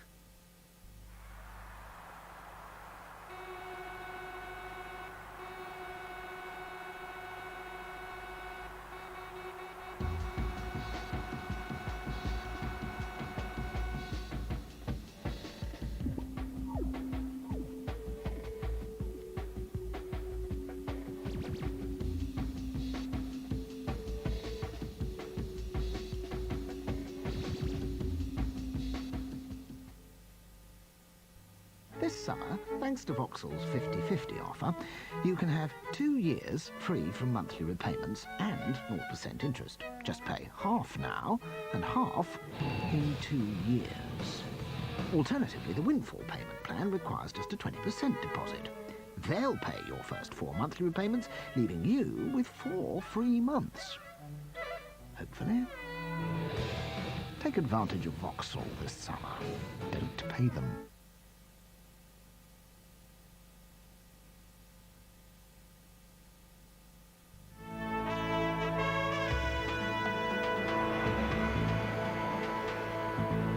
Welcome back to our First Division playoff here at Wembley. At the moment, Crystal Palace lead Leicester City 1-0. And just before George Graham and Marco Gabbiadini talk about this first half, we've got some hot news for you, bearing in mind that Euro 96 is now only 12 days away. Now, Terry Venable's squad, the England squad, is named tomorrow, the 22, but we do know that the first of the 5 players to miss out, that's out of the 27 that went to China and Hong Kong, is the irrepressible Peter Beardsley. He will not be playing in Euro 96. Do you find that a surprise, George? I'm surprised it's come out so early, especially just one name. I thought it would probably all come out at the same time. I gather that I'm being told that Peter Beardsley actually requested that it came out. Well, looking at it, I mean, it would tell me that Terry has made his mind up that Sheringham was definitely going to play. He'll definitely play off, I would think, Shearer. Now, obviously, if Shearer's not fit or gets an injury, they've got Ferdinand to sort of like fill in that role. But who's going to fill in for Terry Sheringham? I think he had in mind originally probably Peter Beardsley, because I think that Bambi scoring 2 goals. Yes. I think he's penciled in for that role that Sheringham's got. Marco, do you think it's a surprise in any way? I mean, George did mention about Nick Barmby scoring 2 against China, which might have had a little bit to do with it. Yeah, I mean, I'm a great fan of Peter Beardsley's, but I think at the moment we've got an abundance of great attacking players, and it must be a difficult choice to make. But as George says, you know, Barmby's maybe more of one for the future, and he can maybe give him a chance of great experience in a championship. Well, as you say, it is a difficult choice. Let's move on to this afternoon here at Wembley. Martin O'Neill went off saying quite clearly, we've had, what did he say, 90% of the play? Yeah, well, they did start well, didn't they? I think they've actually, percentage-wise, they have controlled the game. And it surprised me that Palace are actually getting 3 people at the back, picking up 1 centre forward, Claridge. And this is why Taylor is dropping off and joining Claridge. And they're actually, Leicester are controlling the midfield. And I think that's where they're winning it. The only thing is they're not turning that midfield superiority into clear-cut chances. Well, let's look at the opening goal here. Palace took the lead against the run of play, and Andy Roberts played such a significant part. Yeah, he starts to move off in midfield here, Bob, and I think he gave it to, was it Houghton? No, that's Hopkins. Yeah. And then a lovely little ball there from Houghton, put it through to Roberts, and a tremendous finish. It did get a bit, yeah. Yeah, it is a good strike, Marco, isn't it? Yeah, it's going away from the keeper if you watch it. I mean, as Joe said, you know, Roberts is a midfielder. I've played against him a lot of times for Millwall, where he's played in midfield, so he's not afraid to come forward. And he gets in a great position, and it's just going away from the keeper all the time. A little bobble, maybe. A little bit of a bobble, but you know, it's a good strike and against the run of play in a way, because Leicester had a great start. Yeah, you were talking, Marco, about Endar and his runs. He's had about 4 or 5 runs with real pace, and he almost gave them a chance of a second goal, didn't he? Yeah, I mean, he's a big lad and long legs, and he gets away from the tackles, and you know, he's not afraid to run at the people, which you've got to have the confidence to do. I mean, there's 3 round him here. And, well, 4 in a way, and he goes past them on and plays a great ball in at the end. Should Dougie Friedman have got this? Well, I think if you look there, he's probably a little bit unsighted. You know, the defenders are all coming across. He didn't quite see him shape up to cross it, but, you know, it's a good little ball, and another yard, you know, if Breeden had been in another yard, it'd have been a certain goal. There were several chances, half chances maybe for Leicester, George, but maybe the best one came just 3 minutes before half-time with Steve Claridge. He was back to goal almost, wasn't he? Yeah, it was a bit unfortunate. I think Ron's mentioned here he didn't know where he was. I still think that was a good chance.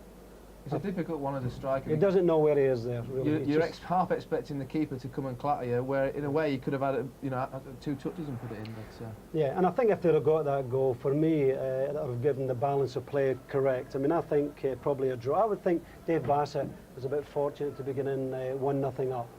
Yeah. He'll know that though, George. Yeah, but I still think they've got to tighten up the midfield and probably drop Hopkins back into a more midfield role and sort of like solidify the midfield. OK, well, we'll talk again. We've got a big 45 minutes on its way as well, but we need to take a short break. See you again soon.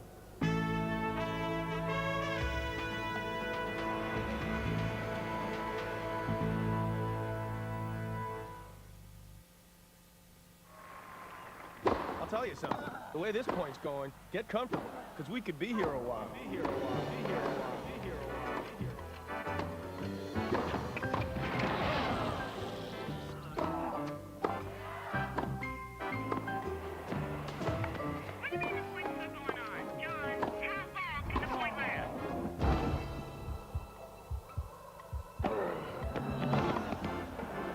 Great. More tennis. Super.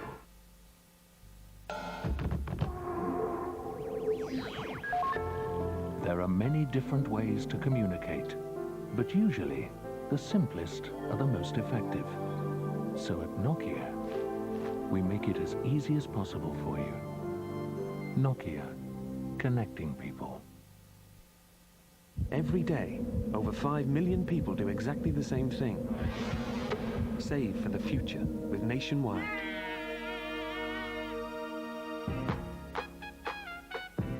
You can get it if you really want. You can get it if you really want. You can get it if you really want. But you must try. Try and try. Try and try. You'll succeed at last.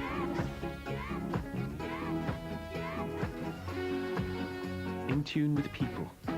Nationwide. If I say to him, what took you? He'll say, don't ask. There he is. Right, lads, what took you? Don't ask. It looks like medivac, guys, so let's move it.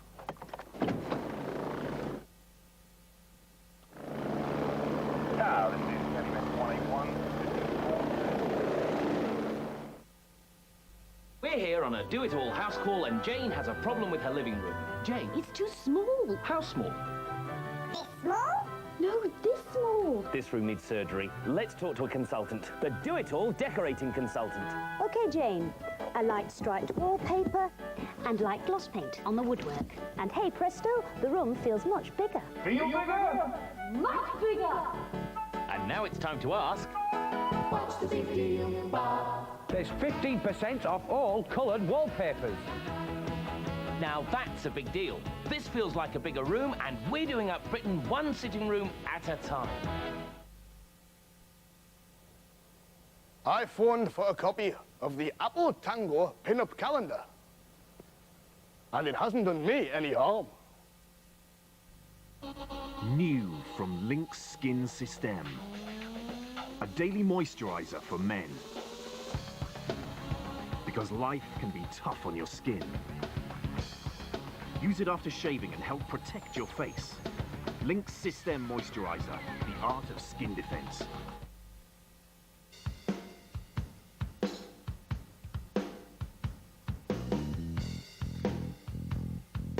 Ice brewed.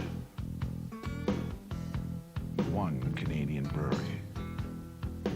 The ultimate balance of smoothness and strength equals one great taste. But that ice, smooth as ice.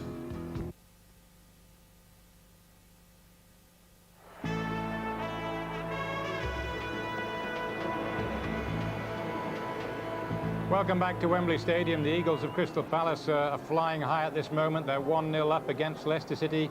Let's hear from the Palace manager, Dave Bassett, who's with Jim Rosenthal. Dave, happy with the goal, but a bit concerned.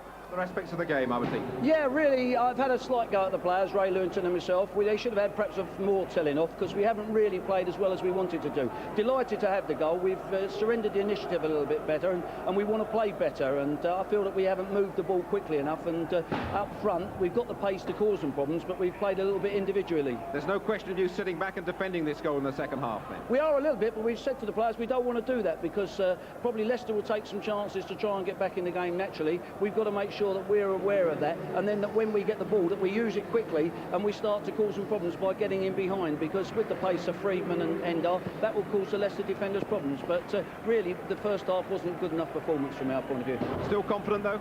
Well, I'm delighted to be one up, you know. I like to feel the next 45 minutes we can improve and play better and get that second goal. Dave, thanks very much indeed. Pleasure. So there we are, we've heard from the two managers. And now this match, fascinatingly poised, is about to go into the second 45 minutes. Incidentally, should it be necessary today, we would have extra time and indeed penalties if needed. The match and the final place in the Premiership has to be settled this afternoon. Leicester now attacking from left to right, all in blue to remind you. And Whitlow straight on the attack for them. Heskey to his left, Claridge in the centre. Houghton gets it away, and the pattern already set, as it was for the final 15 minutes of the first half, with Palace funneled back into their own half. Walsh with the long ball. Taylor is chasing it. Claridge gets up well. Cleared by Edworthy. Pitcher. The layoff by Friedman to Houghton. Endar's made a good run and he slides it brilliantly through to Friedman, who was caught there. And he's furious, and he's probably got a case, to be honest, because Walsh deliberately caught him. That was much better build-up from Palace, though, wasn't it? Incisive play by Edworthy to start with, Houghton, and then a nice latching on then from Friedman. And as you say, very unfortunate to have the move stop when it was in full flow. But that's the sort of thing I would expect from Palace. I'd expect them to keep possession better when they attack. No caution, incidentally, for Walsh as the free kick is slid in quickly. That looks a well-practiced routine, and it almost produced a goal. In fact, it wouldn't have counted anyway because the linesman's flag, spotted instantly by Ron Atkinson, I have to say, is raised. It would have been offside. But what a good move. Yes, quick, bright thingy, a nice little ball played at the back of the wall, and you know, that was marginal. Linesman certainly had his flag up as soon as the move was taken, but it was marginal. Right?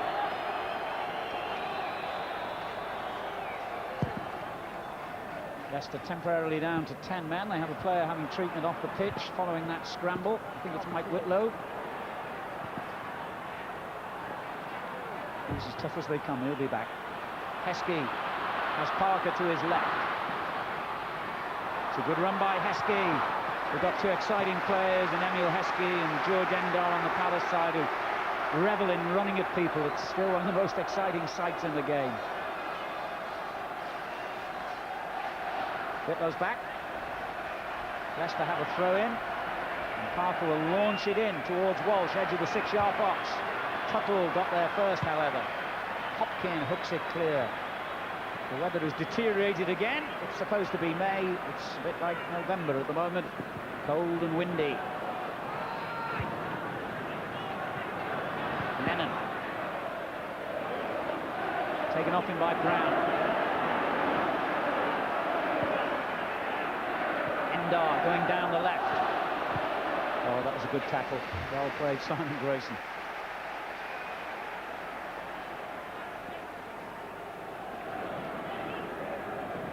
Brown, Endar again. Oh, tremendous effort! What a brilliant save by Kevin Poole. That for me is the best bit of football there's been, Alan. Good little link-up play, and here you see somebody very positive outside of his left foot. Hardly gets a look at goal. He's hooking that all the way to goal, and that's a great save. That has kept Leicester's hopes alive. That was going in, no question.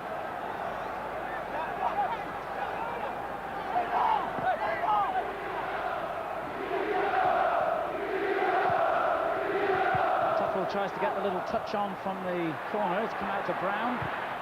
And back in it goes towards Tuttle, and the header creates danger, and Poole has made another brilliant save, this time from Friedman. Well, in the semi-finals against Stoke, he did a similar thing early on there. He made 2 saves in the space of a couple of minutes, and he's done it again in the final. Well, that's good link-up play there, good play from Palace. They've been particularly effective on their set plays, and that was a result of one of them, and good volley from Freeman. To be fair, it's actually gone right down the keeper's throat. Well, but I mean, in the space of a minute there, Palace could have put the game out of sight, really. And if there was any hint of criticism of Poole on the goal, it's certainly been removed by his heroics then. As I say, the number of times I see this fella play, and he does seem to make a number of great reaction saves virtually every game I've ever seen him playing. So Leicester live on. Taylor. Claridge. Palace looking a bit more effective on the break than they did in the first half. Hopkin. Excellent running by Edworthy. Watts bars the way to goal, and Grayson. That's good play. Brown. Cleared by Watts. Just kept in play by Izzet. The wind's really getting up now and blowing all the sort of paper all over the Wembley pitch, which a team of stewards tried to remove at half-time. Henry Bassett with Peter Nicholas there, former Arsenal and Welsh international, one of his coaches, just deciding if they need to make a change as Claridge goes forward. Well, it was inviting enough, but nobody wanted to go onto it. I thought it was superb play. I think Heskey there showed his lack of experience, because Claridge turns infield, beautiful little through ball between people, and Heskey is really on his heels. Scott Taylor. Great running again by Taylor. And almost slid it through to Claridge. Leicester really turning the pressure on now, having survived 2 real threats on their goal moments ago.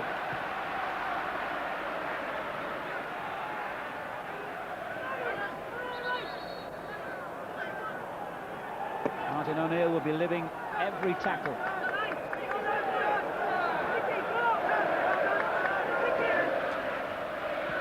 Endar for Palace, they lead 1-0. Pitcher, Houghton, great ball. Brown. And Endar's done well here, but Watts kept to his job. There's no doubt that Palace are looking better now early on here. Yeah, they're certainly keeping the ball in the top half of the field better. They're putting the passes together a lot better. I felt first half, I felt they got anxious and hurried their passing and gave the ball away cheaply. Now they realise they've got a fair bit of time once they break down Leicester's attacks. Here's Endar again. Watts his clearance, straight back in from young Quinn, but it's gone to Taylor of Leicester. Heskey turns away from his man. He was caught as he tried to follow the ball. Free kick.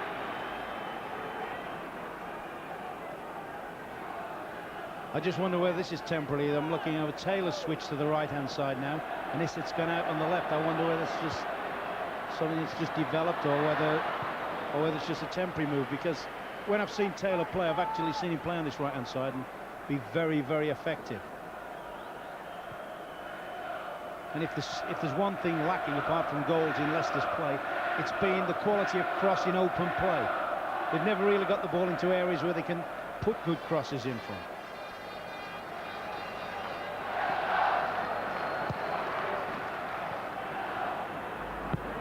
Poor kick by Nigel Martin, unusual for him. It's gone straight out of play.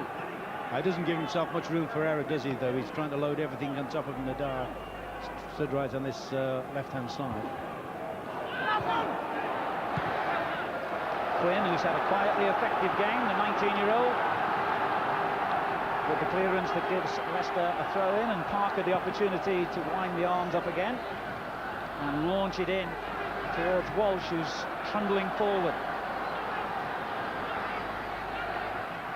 That's where it goes, and he tops it on dangerously, and Claridge tries to get in there. Is it? Strange ball that. And in the end, The defender, who was Hopkin on that occasion, did well. You certainly get the feeling that Leicester's best chance of a goal is something when Walsh is about. A long throw, corner, free kick, somewhere where he can get his head on it and cause mayhem in the Palace defence. Heskey trying to do just that. Pitcher brings it out for Palace. It could be a long half for Crystal Palace if Leicester can carry on like this. Parker. Now he can hit the ball. Tuchel inadvertently, I think, headed it away. I don't think he knew much about that.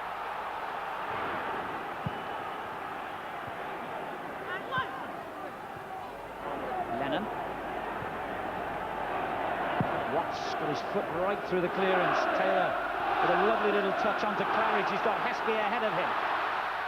And slipped at the vital moment. Walsh, ooh, that was a bit short. And unfortunately for Leicester, that's what they were doing first half, Palace. He was anxious there, Hopkin. He got all the time in the world to just keep the ball. Now what he's done, he's put Leicester in a position to sort of spring again. Walsh gets a bit more meat on it this time. Heskey. No, it's just that last little ball with Heskey. But when you consider he's only 18, you can't expect the completed article, can you? Yeah, he's also running, he's got to lose a marker, then he's running onto a spare defender, of course, with Roberts sitting behind the two, Tuttle and Quinn. That's how young he is. He can still remember being a ball boy.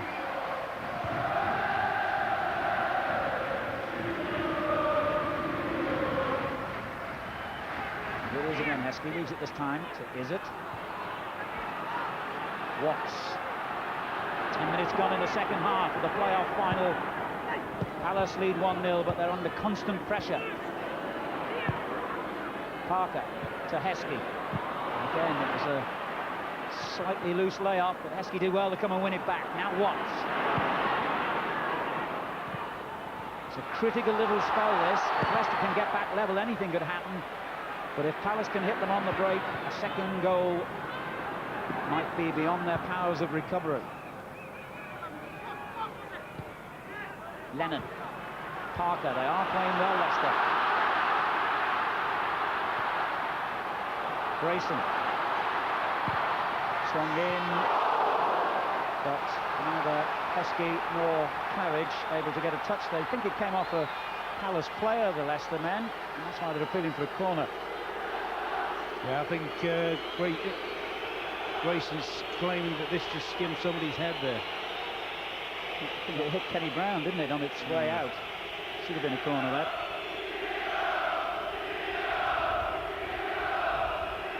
And the wind's getting stronger and stronger here. And mainly behind Leicester.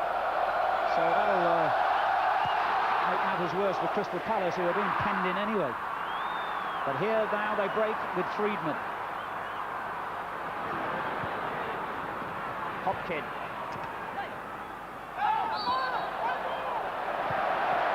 It's Leicester's throw.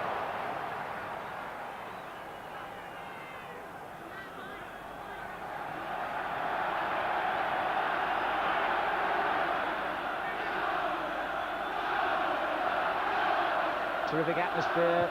Leicester sold over 38,000 tickets. Palace sold over 33,000. And this is the fans' final, if you like, along with the Coca-Cola Cup, where the genuine supporters get the tickets. And it always makes for a much better atmosphere. Endar on a run here. Lennon got back so hard. And that's very calm play again by Watts, who's a real classy performer. Parker. That's a great ball. Claridge. Heskey and Grayson in support. Grayson. And the little bounce took it away from danger. And Leicester see a good chance go begging. Yeah, he's entitled to be annoyed there. That fizzled out for nothing when Gary Parker's through ball really should have put them in with at least a strike on goal. Brown getting forward for Crystal Palace. Edworthy. Oh dear, that wasn't the easiest ball to control from Friedman, but he did. Pitcher. Got it clear by Walsh, and now Whitlow getting it away from danger to Taylor. Watts, I'm not sure he wanted that ball then from Taylor. Taylor again. And the space opens up, and he gallops into it. Couldn't quite slide it through to the onrushing Ozzy, is it? But Leicester are turning up the heat here. And you just wonder how expensive those two situations straight after half-time might have been when Paul managed to get his hands on two very, very good efforts from Leicester, from Palace. Because as you say now at the moment, you get the feeling that the Leicester crowd sense that if there's going to be a time for them, this is going to be it. It's a foul by Ozzy, is it, who's obviously now permanently switched over to that left-hand side, with Taylor on the right, enabling Heskey to go central. I think the reason is, for the reason we've just seen Taylor making that sort of run, he's a lot happier running up the right-hand side, Taylor. An hour of the game gone. Crystal Palace lead Leicester City 1-0. But Leicester have had the lion's share of this game.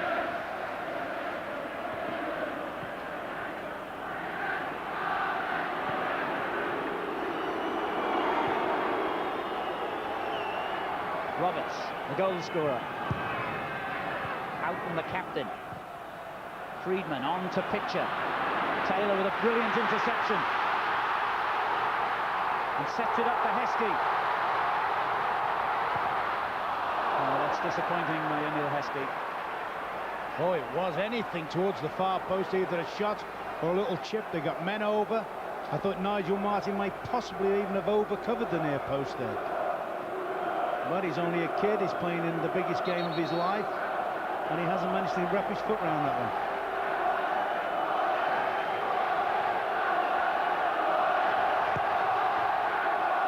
Testing time this for Palace. Hopkin. And he's on the throw. Walsh's clearance. And Watts made sure there was no danger. To Taylor. And those two combine again. And Simon Grayson. Oh, he couldn't quite get there, but it's come back to him. Parker. Is it on the left? Whitlow making a storming run forward. Parker. Not quite the ball he intended, but he can try again. Whitlow. Claridge. Done well, Claridge. Sets it up for Lennon. Great run. Claridge is onside.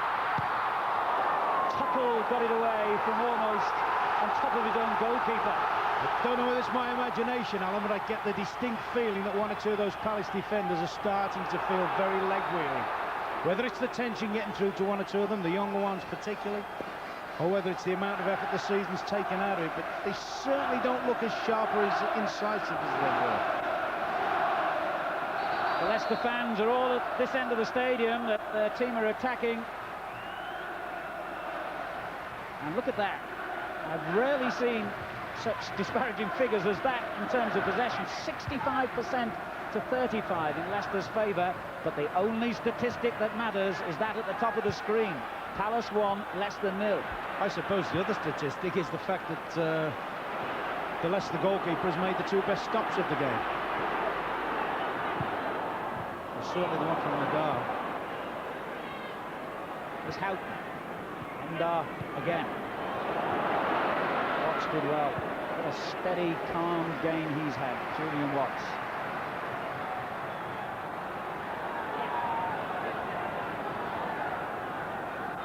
Lennon. Parker. He knew the pitch was closing him down, but Lennon always offers support. Grayson.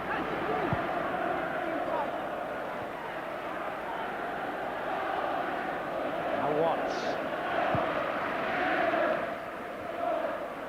Tuttle getting it away from Claridge.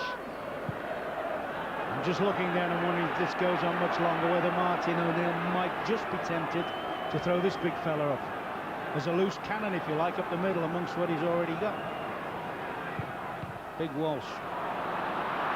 However, at the moment, he's got to do some defending as Friedman runs on and looks for Hopkin down the right. And he defended very well, but mind you, that tackle, I felt that from here. Fortunately, I didn't feel it quite as much as Hopkin did. My word. I'm glad you're in front of me there. He's definitely said go on this one, hasn't he, the big fella? He realises he's made a mistake with the bad ball he gave away, and he's rectified it. What the hell he's done to Hopkin, I don't know, but he certainly rectified his mistake. Well, he's had his fair share of injuries himself, Walshy, and there's never any question that he will go in with absolutely every gun blazing. Hopkin doesn't appreciate that much at the moment, and you can't blame him. Referee only gave a throw in, and rightly. Who said the art of tackling was a dying skill? Now, Claridge for Leicester.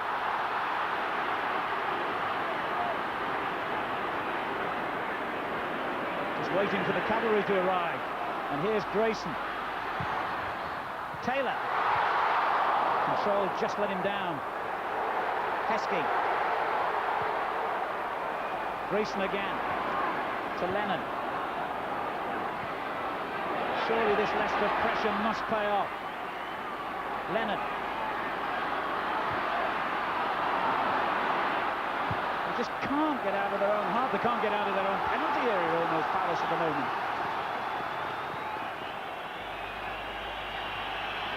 He needs quality from here. Walsh is in there. Is it? Turned away by Pitcher for a corner. Is this the moment when Leicester get the breakthrough? Of course, they've been playing with 10 men for the last few minutes. Elias Hopkin trying to get to the edge of the box. Heskey couldn't quite reach the corner. Taylor. Good ball for Parker. It's a good-looking cross, headed clear by Roberts. A little bit of relief for Palace. They've got to throw in.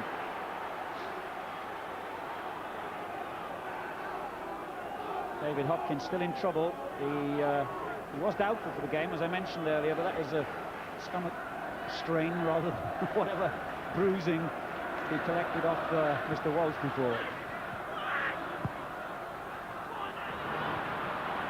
So he's given away again. I know I keep him harking on this point, but that's not one of Palace's strong points normally. It certainly hasn't been today. Normally they're very, very good at keeping possession. I'm surprised how much on a surface like this they've given it away. Grayson. And as he headed that one away, Tuttle just seemed to pull up as though he twinged his hamstring then. Claridge. Taylor. Heskey gets in. Oh, brilliant save by Nigel Martin. From their first really good cross of the day in open play. Super crossing, good first time early ball. That's the ones the strikers like. There's big Heskey, go on, get your back on that. Nigel Martin just comfortably turns it over, but that's better. That'll give them the impetus now. Crystal Palace have now got to really, really hang on. Parker hits it in long, Walsh coming in, Heskey's in there with him. They actually got in each other's way.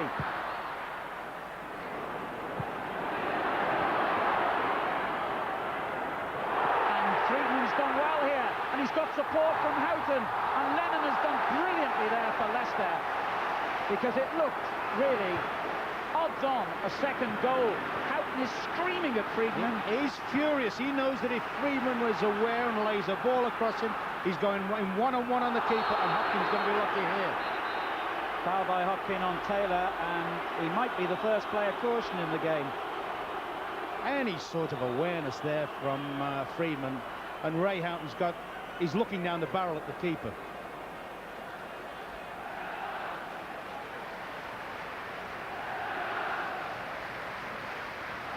Yeah, he's got no cause for complaint on that at all, has he? Hopkin becomes the first player in the game cautioned. And of course it gives them a chance to load the thing in again for the big guys. They're all up there now, the brigade's up there.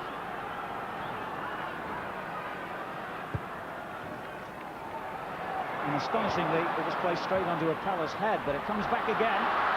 Taylor's cross, that looks good. Walsh is still there.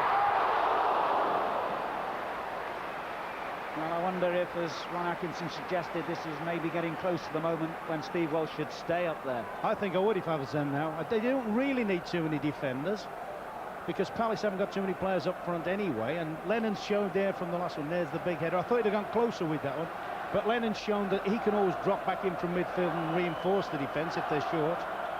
And I think it would terrify the Palace lads then if they saw Big Walsh up the middle against them for whatever the remaining minutes are. Claridge is looking a bit tired as well. He's had this problem, a thyroid problem. He's been taking tablets for it. He doesn't look quite his usual bubbly self today, and I wonder if he's going to be able to last the pace as well. Meantime, there is going to be a substitution. It's Palace who are going to make a change.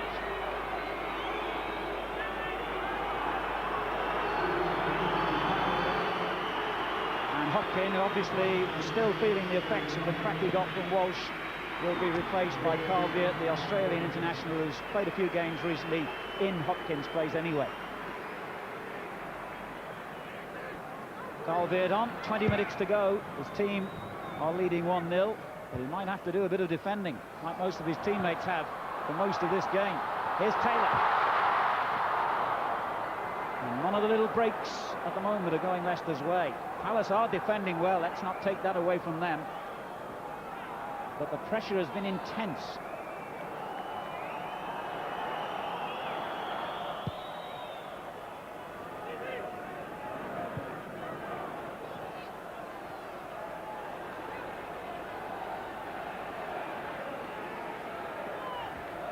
"20 minutes to go. Martin O'Neill wondering if all this pressure is going to count for anything. If 9 months of hard work is going to count for anything. Friedman was offside. Not 9 months, of course, in Martin O'Neill's case. He's only actually been the manager for the last 4 months, but the players have been striving since last August to get back into the Premiership. So have Palace's. Both teams came down, of course, last season along with Norwich and Ipswich. There's a good ball into the box to Veart. Veart's done well enough. Brown. It's a good ball, Endar. And finally Leicester get it away. Straight back in from Quinn. It came off Taylor and it's flying about all over the place. Quinn turns it back again, and there's a good ball on, but that's offside surely. It was a late flag, but it was the right decision, I'm sure, against Friedman. Yes, I'm looking at the Palace defenders who've stood to the task manfully. I bet they're looking at their front players and give us some respite, for God's sake. Somebody get hold of it and keep the ball up there. But instead, they're under pressure again. Is it? Heskey. Now Lennon. Grayson.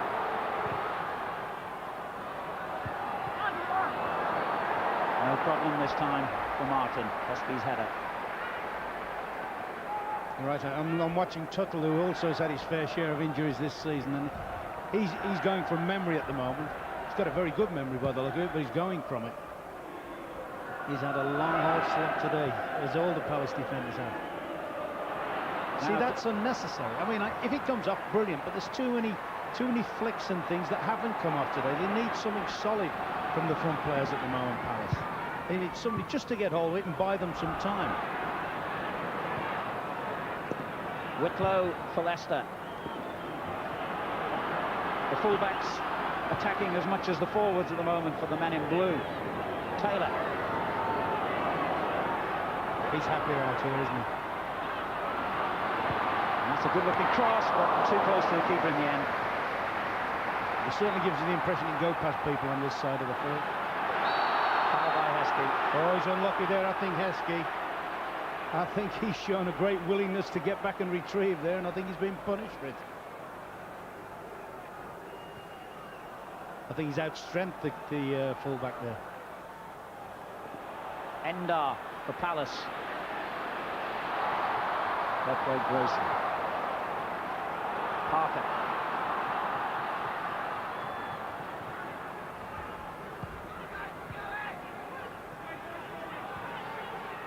Lennon. And now Grayson.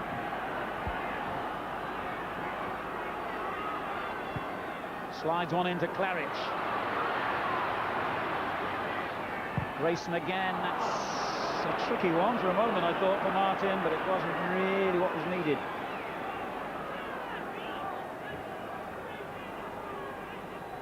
The attendance today, 73,573, and that means that Leicester have figured in the 3 best ever playoff final attendances here at Wembley in their matches against Swindon, Derby, and now Crystal Palace today.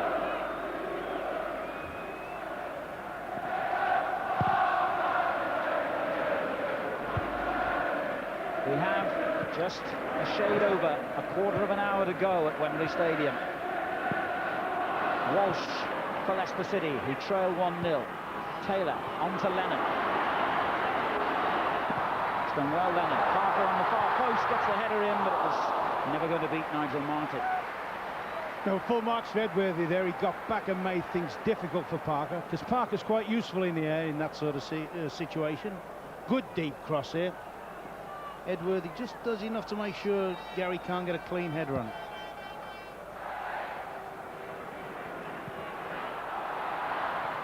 Watts again defends with such assurance. Is it? Walsh. Izzet's continued his run down the left, and Walsh with a glorious ball sets him clear. That could be a penalty, it is!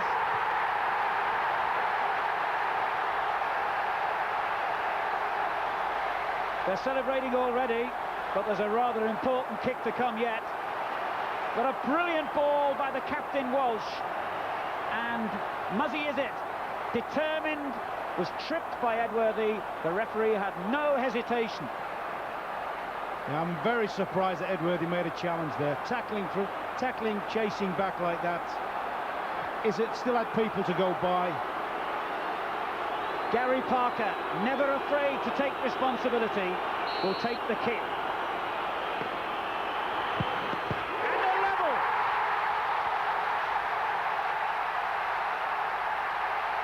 And I don't think anyone, Alan, can begrudge them that.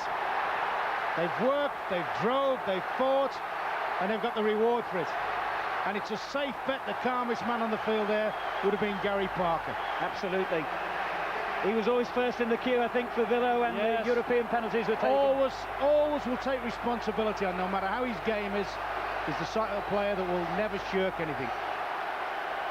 Get the ball, says Martin O'Neill. Get the ball. Professional as ever. While his players were celebrating, he wanted them to get the ball and get on with the game, because clearly now the impetus is very much with Leicester City. They deserve the equaliser. I think even the most biased Crystal Palace fan would have to agree with that one. I don't think they would, Alan, but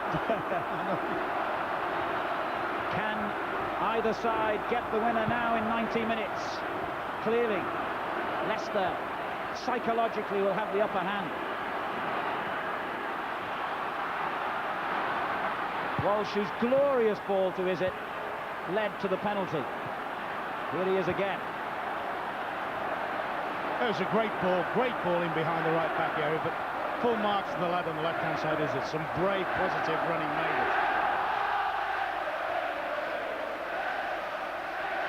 it. Lennon. To test the Palace's character now, having withstood the storm for so long. Can they hold on in there? Taylor. Just too far ahead. Oh, Claridge. Somehow or other, Palace have got to try and raise themselves, particularly people like Edworthy, who's had a decent game, but has played most of the game defending, sitting back and defending, containing. Now, somehow or other, he's got to try and push the game forward. You know, they've got conditioned to sitting in their own half of the field and just soaking up pressure. Now they've got to try and drive forward, because they've got to try and win it themselves now. Roberts. Good ball to Houghton. Pitcher couldn't quite get in there. Lennon has absolutely worked himself into the ground for Leicester today. It's been a big area for the midfield, Leicester. I mean, Lennon's had an outstanding game. Parker, for me, has run the game. Taylor, particularly since he's come on the right-hand side of midfield, has had an excellent game, and I think they've actually outnumbered Palace in there. I think Palace have put a big onus on Ray Houghton and Pitcher to sort of play 2 against 3 in there, and at times they've been overrun.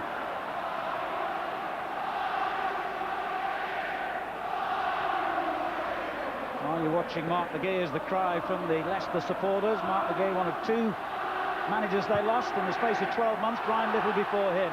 It's funny, they were singing a song here last year, the Reading fans. Yeah, must be a Wembley song, though.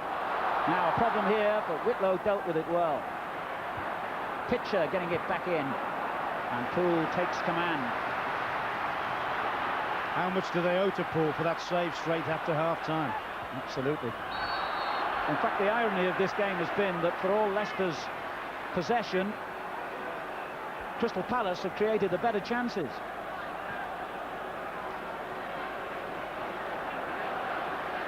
Parker, it's 1-1. We have now 10 minutes to go. Claridge, it's a great run. Almost released Heskey. Houghton. And the ball just keeps coming back to Leicester. Remember, if it stays at 1-1 on 90 minutes, we'll have half an hour's extra time.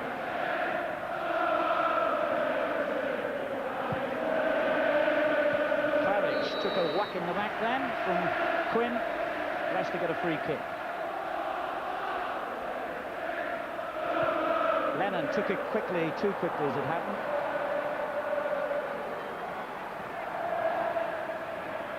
Houghton.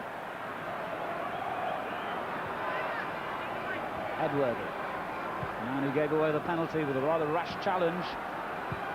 Yeah, I think I fancied he got a little bit excited there. He's chasing back, trailing the attacking play. I just fancied that the Islett had still got plenty to do.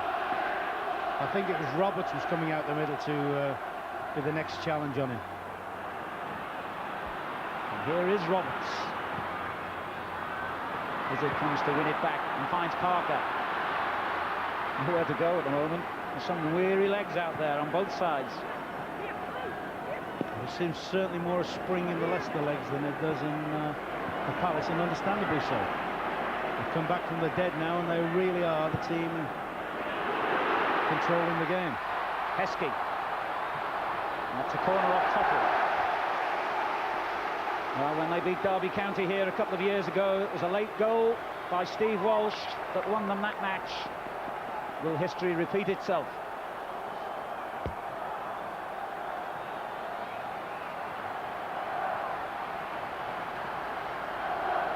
Tremendous support from this end of the stadium for Leicester.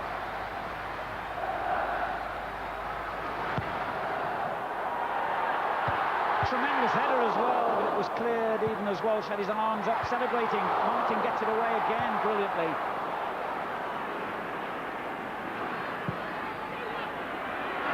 Grayson, good play by Friedman though. Pitcher onto Houghton.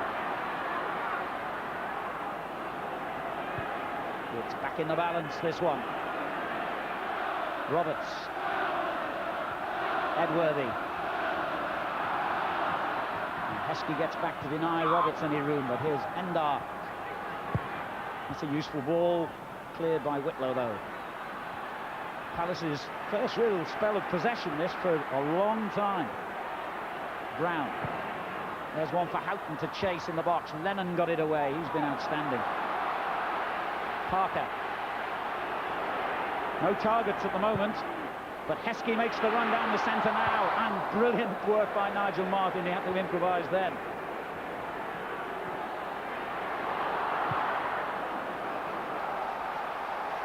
Seven minutes to go.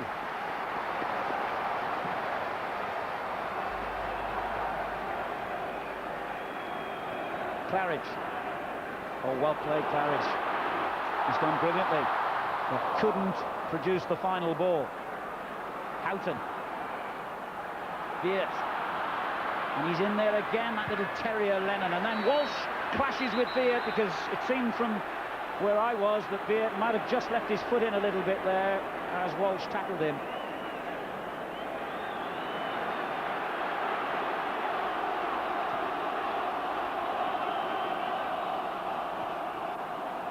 He did. Walsh was seconds away from getting himself in big trouble there.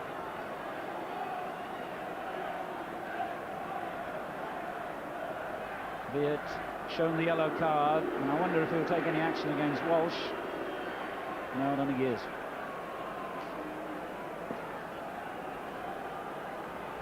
It's a naughty challenge by Beard.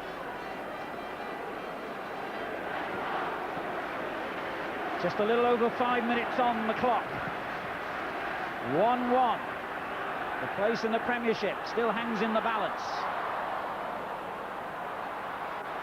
Houghton for Crystal Palace. Good ball to Friedman. Endar. Houghton again under pressure from Izzet.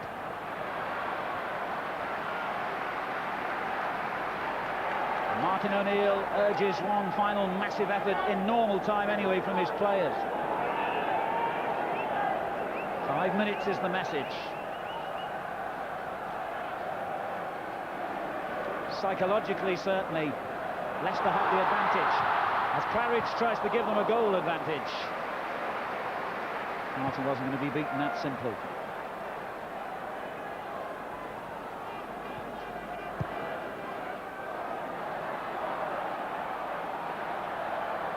Roberts almost walking forward now. They're so tired, these defenders. No wonder they've done a wonderful job at the back under a great deal of pressure, these Palace boys. 13 goal attempts by Leicester to 4 by Palace. I think that is an accurate reflection of the way this game has gone. But it's not over yet. Edworthy. He's done well. Whenever a man wanted to do well, it's him as well, having conceded the penalty. Claridge, though, has it back for Leicester. 4 minutes remaining. Whitlow. There's one for Heskey to chase, and chase he will. And it was a determined chase that forced Roberts into the error and gives Leicester a corner.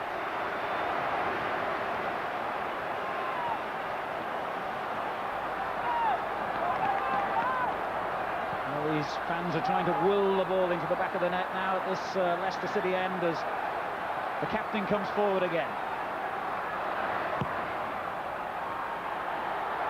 Walsh wins it, off the line!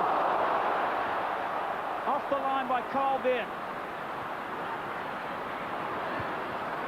Parker. In it goes again, and the keeper with a very good catch. Well played, Nigel Martin. It's almost inevitable, you think. I think even the players think that. The ball's there, nice height on it, that Walsh is going to get on the end of it. And I must admit, when he's lobbed it over the keeper, I thought that was going in. And well, that's what the lad's stationed there for, Viet.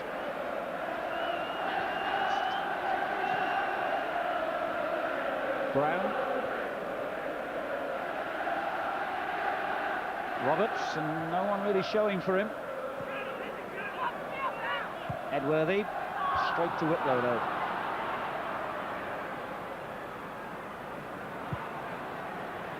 Watts. Bit loose that one, gave Brown the opportunity to intercept, and now Endar. Difficult ball for Watts, but he's been hugely impressive and got it away. But here's Pitcher. Taylor with the interception. Lennon. Parker. And this is Heskey. Heskey is being pulled back there, and Tuttle will be in trouble, I think. He certainly conceded a free kick and probably will get a booking as well. Oh, he'll definitely get a booking. I mean, I think it's just a question. I said earlier, I think that he's very, very tired now. He's had to fight and battle and contest against Heskey. Although he's only 18, he's a big, big lad. And I think he's out and out on his feet, I think, Tuttle, at the moment. Hardly surprising, the hard work those defenders have contributed.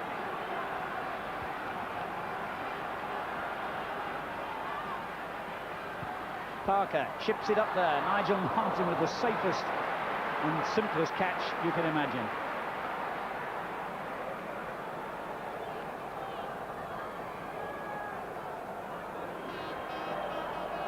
We're into the final minute at Wembley in the Ensley League playoff final for the First Division, playing for a place in the Premiership next season. And the teams, Crystal Palace and Leicester, are level at 1-1. And that means that extra time is looming. Houghton. Pesky did well there. Parker did even better. Taylor. With a couple of minutes to stoppage time, I would think, as Taylor goes on. It's a great run by Taylor, but the final ball wasn't. The run was positive.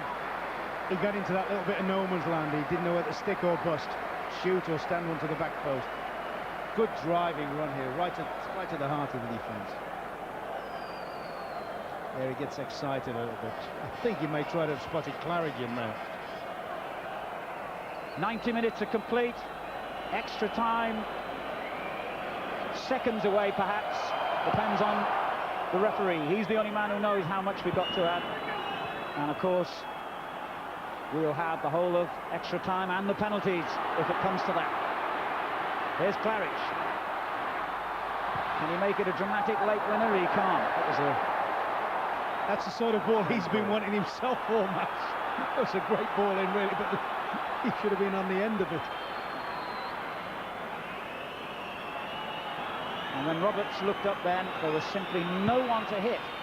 And that's been the problem for Palace. It's been like a blue tide, hasn't it, second half after the first 5 minutes. Those couple of incidents when Poole made the saves, and then it's virtually been non-stop attack from Leicester. Everyone perhaps now geared to extra time, but it takes just a couple of seconds to score a goal. Claridge. This is Lennon for Leicester. Whitlow hammers it forward. Claridge will chase here. And calm defending by young Quinn. That must have been a moment of anxiety for him.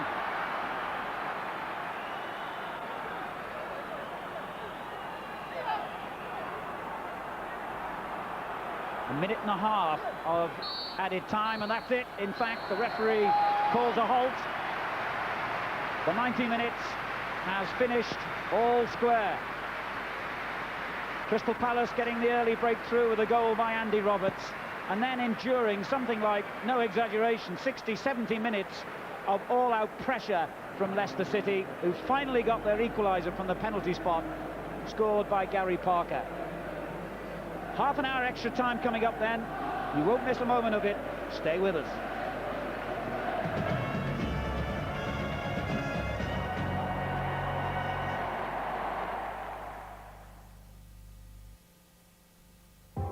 Cooper's Health Fund could help pay for anything from a fitness screen to cover for long-term care.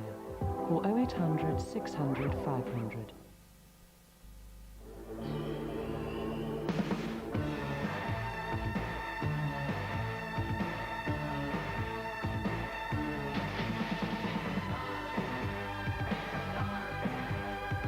Carling Premier, in a world that's losing its head, a lager that doesn't. Busy, that's a good sign. We're busy, but we always like new customers, you know. Perhaps you need your telecommunications systems updating. Do you mean phones? Yes, what about a BT free phone number? It's all jargon to me. I simply haven't even got time to think about it. I know, but BT's Business Connections team reckon they can help. They claim to put you straight through to an expert. Try 'em. An expert? How wasn't it? Well, put me straight through, gave me some good ideas. I even understood what I was talking about. And the advice was free? Yes, surprisingly. You're going to send me some information and we're going to talk again. Call BT Business Connections on 0800 800 800. Be smart. BT. Nice to see the sun again, isn't it? See what we've got. Key season prices on products that you want to buy now at the lowest prices around. We feel so confident that if you can buy these products anywhere else for less, we'll more than match that price. We'll refund double the difference. You can do it when you B&Q it. And you can now earn Tesco Club Card points at B&Q. Now that can't be bad, can it?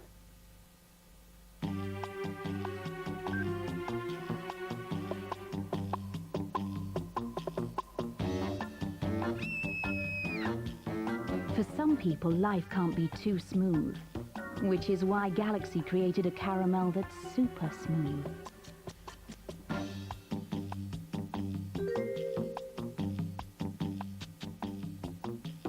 Why have the rough when you can have the smooth? Brother William, Grandma Simpson, Cardinal Velasquez. You know what would be heaven? Whole marinated chicken breast in a hot and spicy crispy coating. The KFC Zinger Burger. Genghis Khan, Vlad the Impaler. The spicy KFC Zinger Burger. It's finger-licking good. Beckinase hay fever not only treats the symptoms of hay fever, but used regularly it protects the sensitive membranes of the nose to help prevent future attacks. Prescription sunglasses have always been a luxury. At Vision Express, they're free. There's a special offer on at Vision Express. I bought this pair and I got these free sunglasses. For fly fishing. I would definitely wear them on the beach. They have UV protection. Protects my eyes. Vision Express have a lens manufacturing lab in every store. It was very convenient. I got both pairs during my lunch hour. It was very quick and very efficient. I think it looks brilliant. Free prescription sunglasses with full UV protection from Vision Express.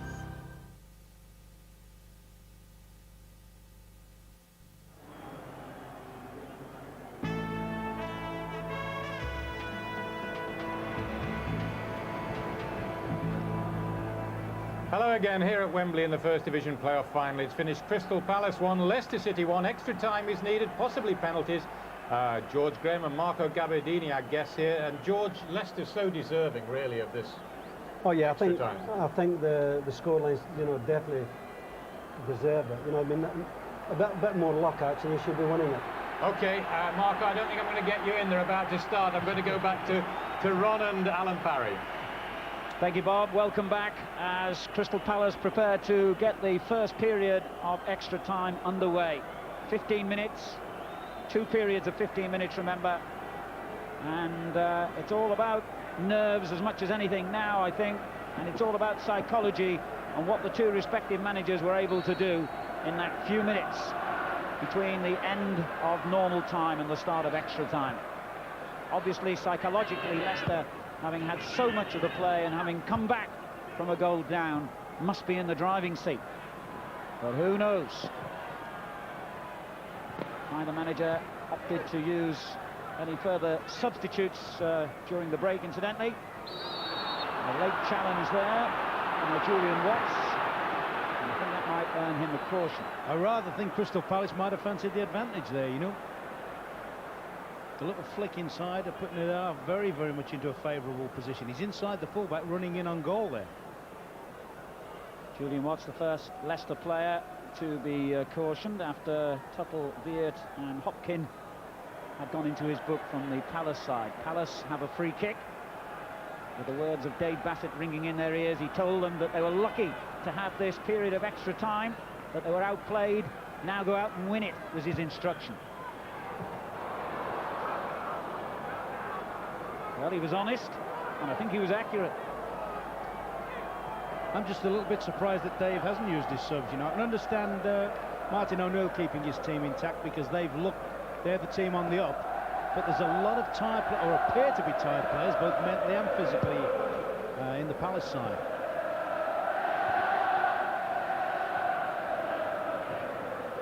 Agenda. Certainly thought he'd got to try somehow or other to reinforce Pitcher and Houghton in midfield. Either by bringing on new personnel or telling his flank defenders that they've got to push on and try and push the midfield or help the midfield a little bit more. Houghton getting it forward to Roberts. Ender. Brown. Houghton just teased it on to Pitcher. It's a good move this by Crystal Palace. Danger threatens as Friedman's shot is blocked. Is it? Pesky Brought down by Roberts, free kick. Been a handful, hasn't he, Heskey, since he's gone up the middle. He's shown great strength, great target play, and that's very, very clever free kick. Very sharp and incisive. Parker inches it out to Taylor on the right. 3 men in the penalty area. For Leicester, that is. Parker chipping it into Claridge. Taylor. Good looking ball. And it comes to Lennon. Shot well blocked. Parker again. Hustled out of it, but Whitlow comes to help him. He didn't realise he had it then. Parker. He's played at Wembley a few times, Gary Parker, you know, and I bet he's not enjoyed himself ever as much as today. Virtually, him and Lennon, for me, have virtually run the game. Whitlow swings one in. That should be the goalkeeper's ball. He didn't make the best job of it, though. Still, he got it away. That was the chief priority. Martin O'Neill delighted with his players' efforts in that 90 minutes, he told us. But he just wanted more of the same, and they would have to win it. Claridge getting held, surely, by Tuttle. Got to be patient there, Tuttle. That's what I talked about Claridge first half. He's an awkward customer. He gets under the defenders, he gets backs into them, and so forth. And that's when defenders have got to be patient. Particularly Tuttle, who's already had a booking. Leicester have the free kick.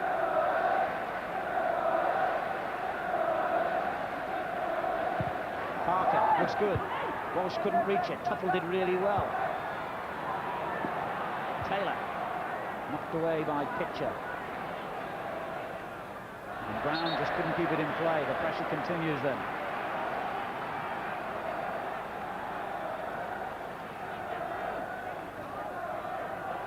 Claridge just trying to shake off his marker here and finds Parker.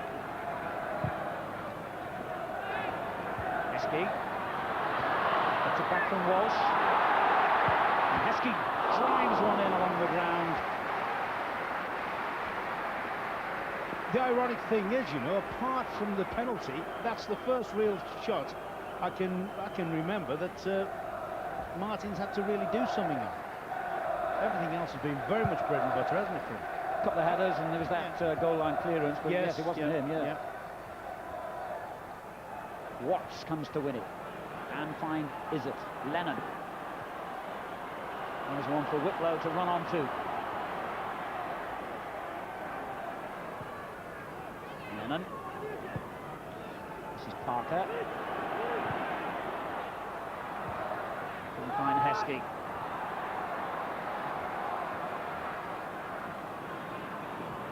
Quinn to Endar. And he's won his side a throw-in and given them a little bit of relief, which they need. Crystal Palace have bobbed around between the divisions. 4 seasons at the top, then they were relegated, promoted, relegated again. Can they complete the sequence with another promotion? Or will it be Leicester who go back at the first time of asking? Leicester's 4th playoff this, remember? And they've lost 2 of them.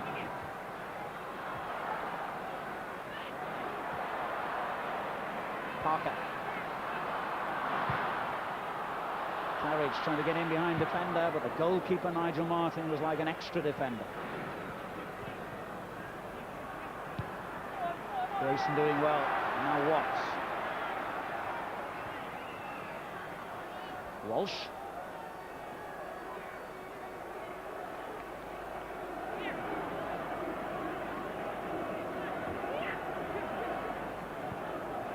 Whitlow.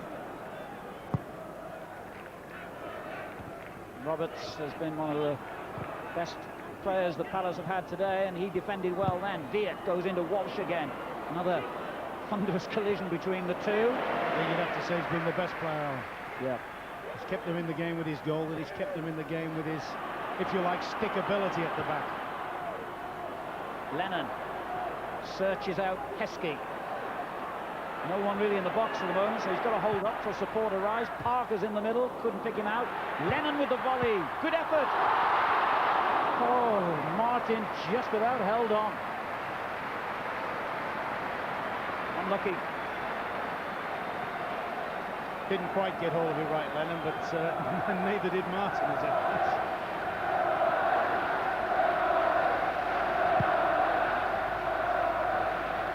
Huge kick from the Palace keeper. Watts was underneath it. Is it? Heskey runs into trouble. Beard's a big, strong customer, and he's certainly put himself about. And he's beaten Whitlow well here. And Endar came flying in on the far post when it had eluded Friedman and had a chance. Good work from the Australian. Good deep cross. They say Endar just can't get around the back of this. But he just pulled away a little bit earlier. Perhaps he'd have been coming at a better angle, but that would really put the cat amongst the pigeons there. Arms, yeah. Bad time we had this, I think. And that would be the ideal one. That would be 1-for-1. Dougie Freedman goes off. Bruce Dyer comes on. He scored 14 goals for Palace this season, including 2, importantly, when they won 3-2 up at Leicester in October. And I understand he has a good scoring record against Leicester.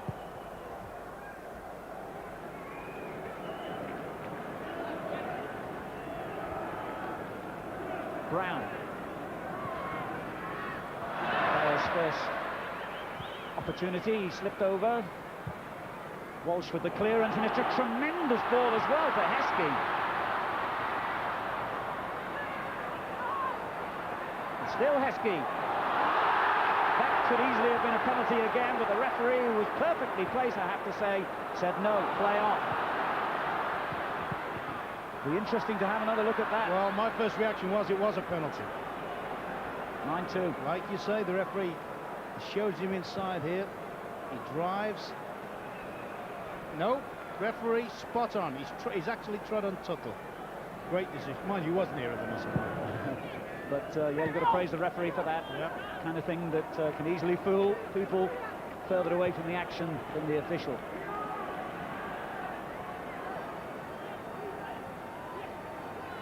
Claridge to Lennon.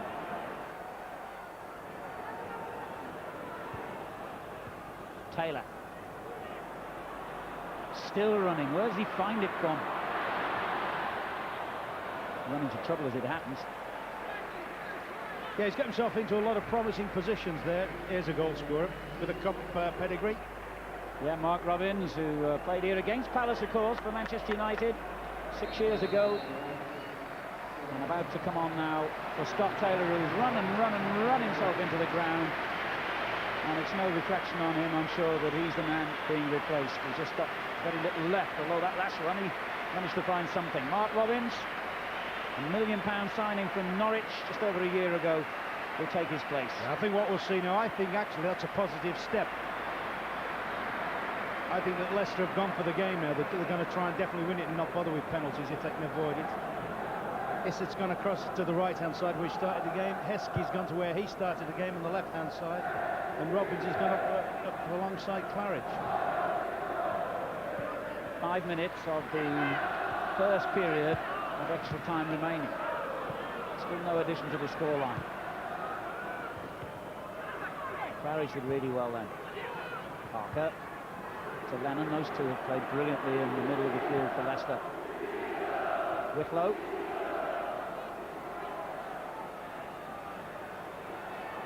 And the chance opens up for Whitlow, but again it was on that right foot. There's going to be another change made by Palace now. Simon Roger waiting to come on.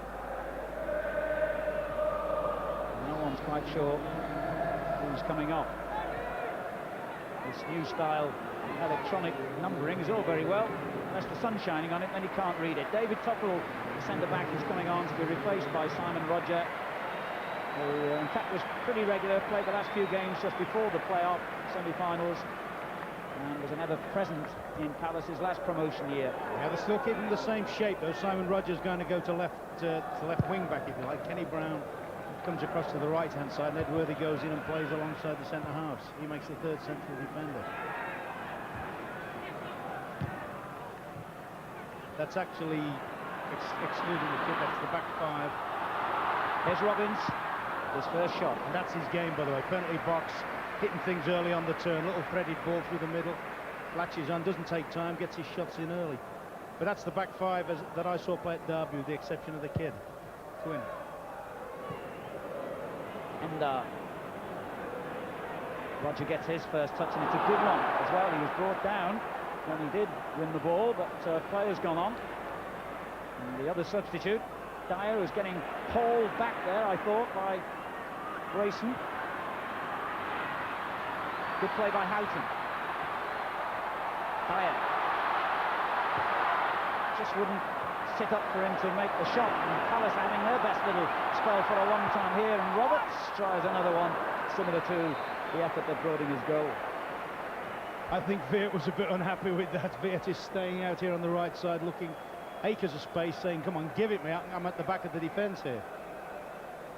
As he shapes up to shoot here, Veert's on, you can't see it in picture, but Veert's just on the right-hand side. Still, if you don't buy a ticket, you don't win the raffle.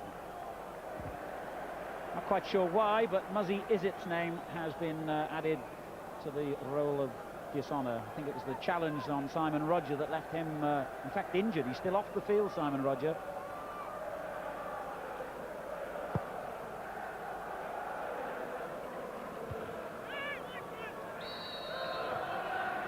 Whistle's gone for a free kick, as Roger, who's only been on a couple of minutes, he could make an unfortunate entry into the record books here. He's only been on a couple of minutes and he might be going off. Edworthy gets it clear. Claridge. Still Claridge. Chips it up for Heskey, but that's Nigel Martin's ball. Palace have used all three of their substitutes, remember, so if Rodgers is struggling, he might have to just go on and be a nuisance, as they say. This is why he's injured. Naughty one from Izzet. Diaz. And Brown switched over to the right. Dyer. Walsh claiming that should have been a Leicester throw, and everyone seems convinced he was right there. But he was. He should have been a Leicester throw. It actually caught Dyer's legs as he went out of play. Bruce Dyer tries to make a bit of room from the throw-in and gets it back to Houghton cleverly. Good ball as well, but Endar couldn't get any meat on the shot. Lennon's clearance, and this is easily Palace's best spell for about half an hour to an hour of the game. Houghton. Heskey was strong. Well, that's good skill and all. And off he goes. What a brilliant run by Heskey. And typically, Palace's man of the match, Roberts, denied him. It's just about the end of this first period now of extra time. Lennon got in the way of Edworthy, did well.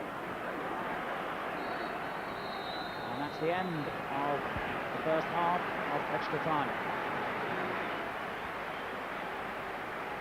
Bob, it's all yours for a moment. Yeah, thank you, Alan. Well, Marco Gabbiadini and George Graham watching here with me. Marco, how do you see it now? Well, I think the fear factor's playing a part now. You know, you're so close and you don't want to make a mistake and throw it away. A lot of tired legs, but I'm glad as I said before, I'm glad I'm not out there. Having said the fear factor, Martin O'Neill, I think Alan made the point, really, that he brought Mark Robbins on, didn't he? We were surprised when Taylor went off and thought he had a good game, but then if you look at the Leicester side, they've all had a good game, so he took the chance and put some fresh legs on, and Mark Robbins is a proven goal scorer, so who knows? George? I think really it was half-time when they pushed in Heskey to support Claridge. That was the big factor in Leicester controlling the whole second half. But now they've changed it again, bringing on Robbins, and it's actually evened out a little bit again. Claridge is, I mean, you've been all afternoon, George, very impressed by the way he holds it up. Well, Claridge and Heskey have both held the ball up very, very well, whereas Palace have really struggled to hold the ball up and bring other players into the play. OK, here we go, 15 more minutes, maybe penalties. Alan? Thanks, Bob. A slightly different setting, a very different prize, but on Wednesday in Rome, the European Champions League final went to extra time, and that, in the end, had to be decided by penalties. I wonder if we're going to see a repeat here on ITV this afternoon in the Ensley First Division playoff final. To these players, the prize is just as big. Heskey.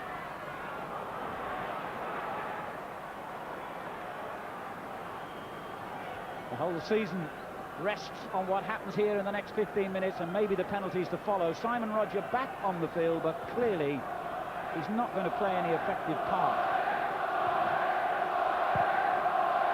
Don't think he'd be taking any penalties if they get one. He looks as if he's struggling for his life at the moment, limping away very, very badly.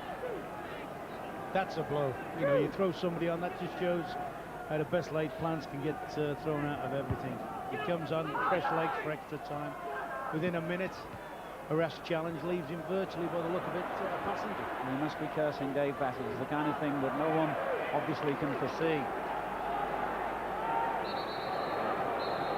Dave Tuttle, who was tired but physically fit, is sitting on the bench next to his manager now, and he would dearly, dearly love him out there. Now, he also had a responsibility on corners, Tuttle, to take Walsh. You just wonder if they get any set plays, what will take Walsh now? There's a good ball forward for Heskey, but Nigel Martin has not missed a thing really in his sweeper's role. Foul on Lennon by Endar, who's also in trouble now. George Endar, he's limping.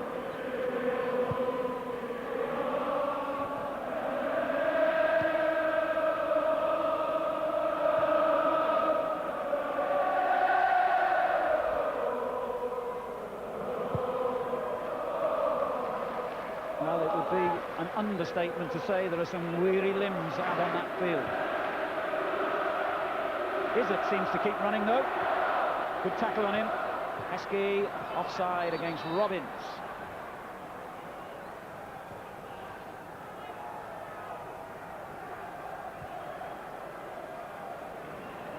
On he goes through the pain barrier.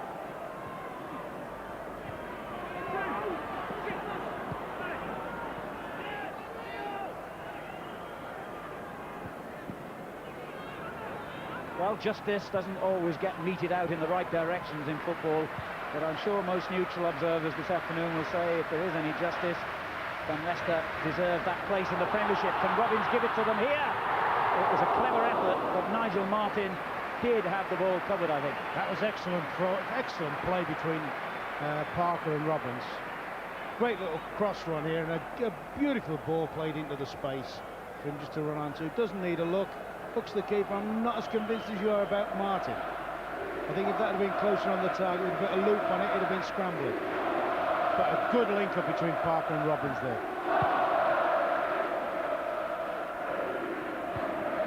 Walsh's clearance to Claridge. Roger did well just to make any kind of clean contact then. Lennon. Walsh, who wants help from his goalkeeper here, who's dozing a little bit. Hardly surprising, he hasn't had much to do. Just thinking that he hasn't been in action for ages, has he, the goalkeeper? He might be soon. 5 penalties each if we can't find a winning goal in the next 12 minutes.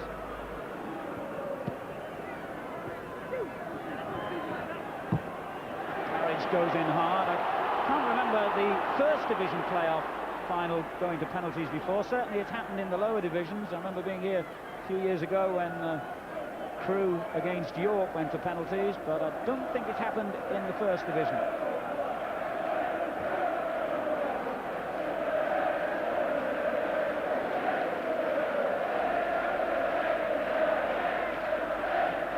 Pitcher tries to get a bit of distance on the throw. And there's one for Dyer to chase. Swatt's got there first, but it's dropped neatly to Endar. Lennon, how many times today has he won important little challenges like that? Robbins to Claridge. Well, Claridge. Parker with a lovely ball. Grayson. And a strange sort of clearance by Roberts. To corner. There's a sense of anticipation as Steve Walsh begins his run forward for this Leicester City corner. And as I say, he's going in against without his marker this time. Tuttle's been his detailed marker all match. In goes Walsh with a tremendous header. Roberts got it clear. Parker. Taken off him by Houghton, who runs and runs and stops the corner. But he's lost out. Parker. Well, when all else fails, Nigel Martin has been an absolute rock. And it was a good throw out as well. Endar using his pace. Walsh using his nous. They badly need a moment of genius or inspiration from Endar.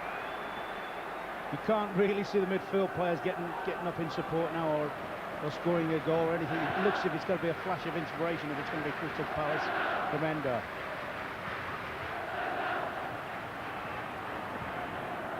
Beard finding picture. This is the time when weary limbs can be forced into mistakes. You've got to keep the concentration. You've got to summon up reserves of effort. This is the period when major matches like this are won and lost.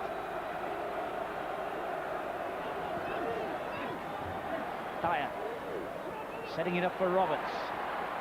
Good little chip forward towards Endar. Walsh got it clear. The linesman is flagged, and I assume that's an offside. Yes, Leicester's free kick.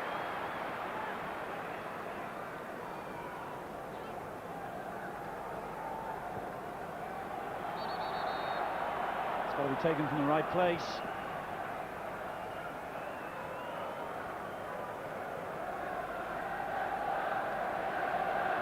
Is Martin O'Neill about to become a Premiership manager for the first time in his short career? I think if you ask the respective managers now, Martin O'Neill would take another half an hour. I think Dave would take penalties at this moment in time. There's Dave Bassett about to get a team promoted for the 7th time in his career. I think Martin O'Neill knows the longer it goes on and on and on, his team's more on the up, they're stronger, they've played better, and it would only be a matter of time before they won it. But a cruel twist of fate could still turn this game either way yet. Has to have it back with Muzzy Izzet. Oh, well played. Unlucky. One of the many heroes Leicester have had today. Oh, he's been a competitive little so-and-so, hasn't he? He's really stuck at it. He's got a chance of playing national football for Turkey as well. His father, a Turkish Cypriot, his mother's English. Lennon, very much a Northern Irishman, has been another hero. He's filled in that hole in front of the back four. Made a lot of those, as you've commented many times. That's a version of the Australian rules there. And a lovely, quickly taken free kick, and Parker spreads it out to Robbins. Whitlow. Claridge couldn't reach it. Izzet is behind it. Just chip one up. And tired clearance gets it away.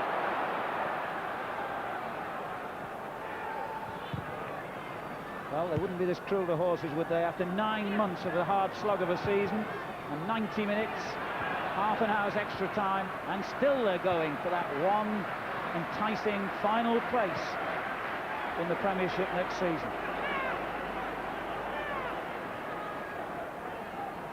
Izzet. Claridge. Well played, Claridge. That's a useful ball. Heskey coming in far post, and George Endar got there ahead of him. Corner.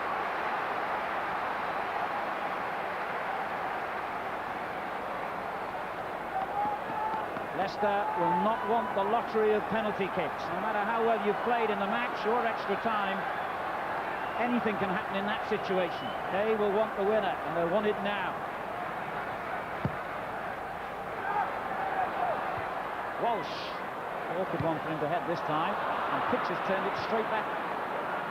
Walsh has gone down, I think, with a bit of cramp, as suddenly Palace break clear, and they've got extra men over here as well. Beard. Dyer, the man in possession. Lennon takes him on. Still Dyer. It's gone well. And pulls it back to Houghton. Great effort. Now Pitcher. Dyer again. Palace believe they can win it still. Poole goes in, just got a fingertip to that one as Carl Beard came flying in. It's a corner.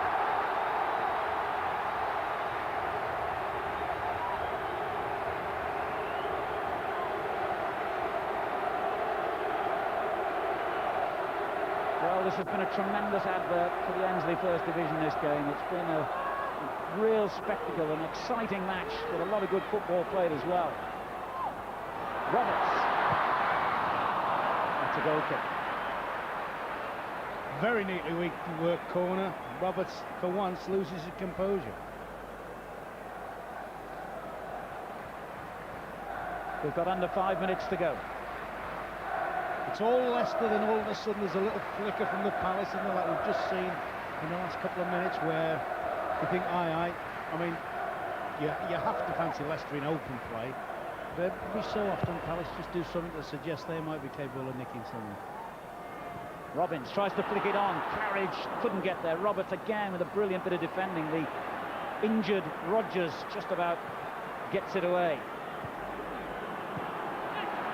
Picture. The sun is out for the first time today. Who will it shine on in the next few minutes? Robbins has the ball for Leicester. Stewart did well to close him down so quickly then.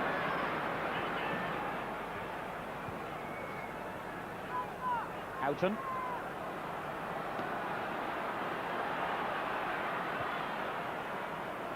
Dyer. Great run by Dyer. Lennon's there again, denying him space.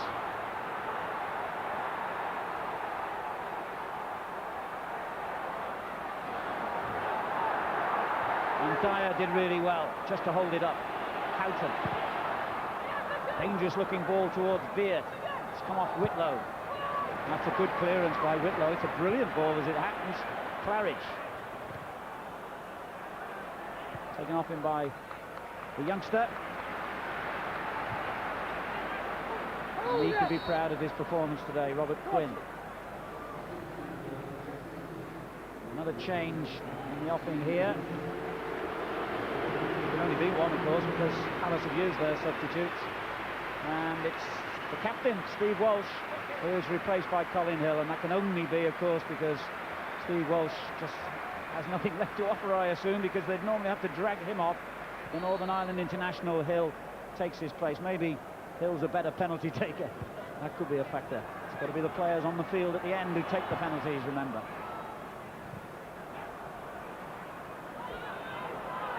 Houghton for Crystal Palace.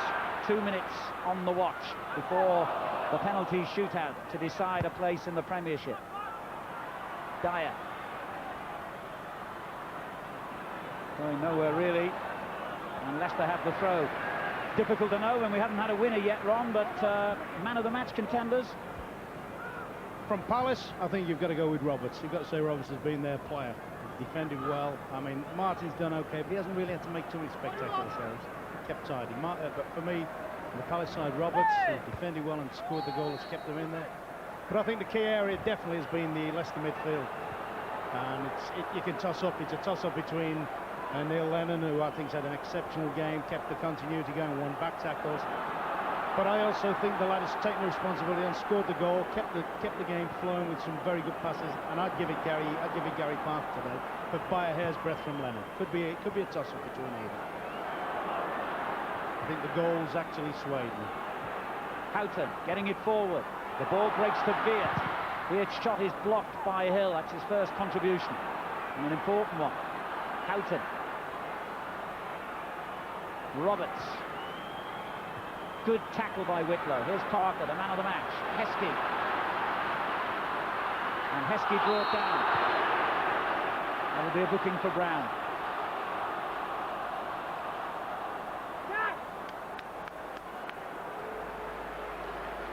Now, I'm not sure what's happening here because Zelko Kalatz, the substitute goalkeeper, is coming on to take Kevin Poole's place. And obviously, some conversations has gone on the bench there, I would think. And maybe Kalatz says, look, I am the king when it comes to penalty shootouts. You get me on there, and I'll win you this match. It's the only thing I can imagine that's happened.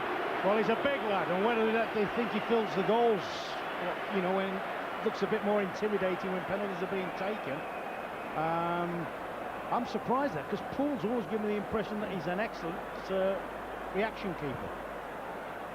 Well, but that could be the winner from Claridge. It is! Stevie Claridge has given Leicester a place in the Premiership.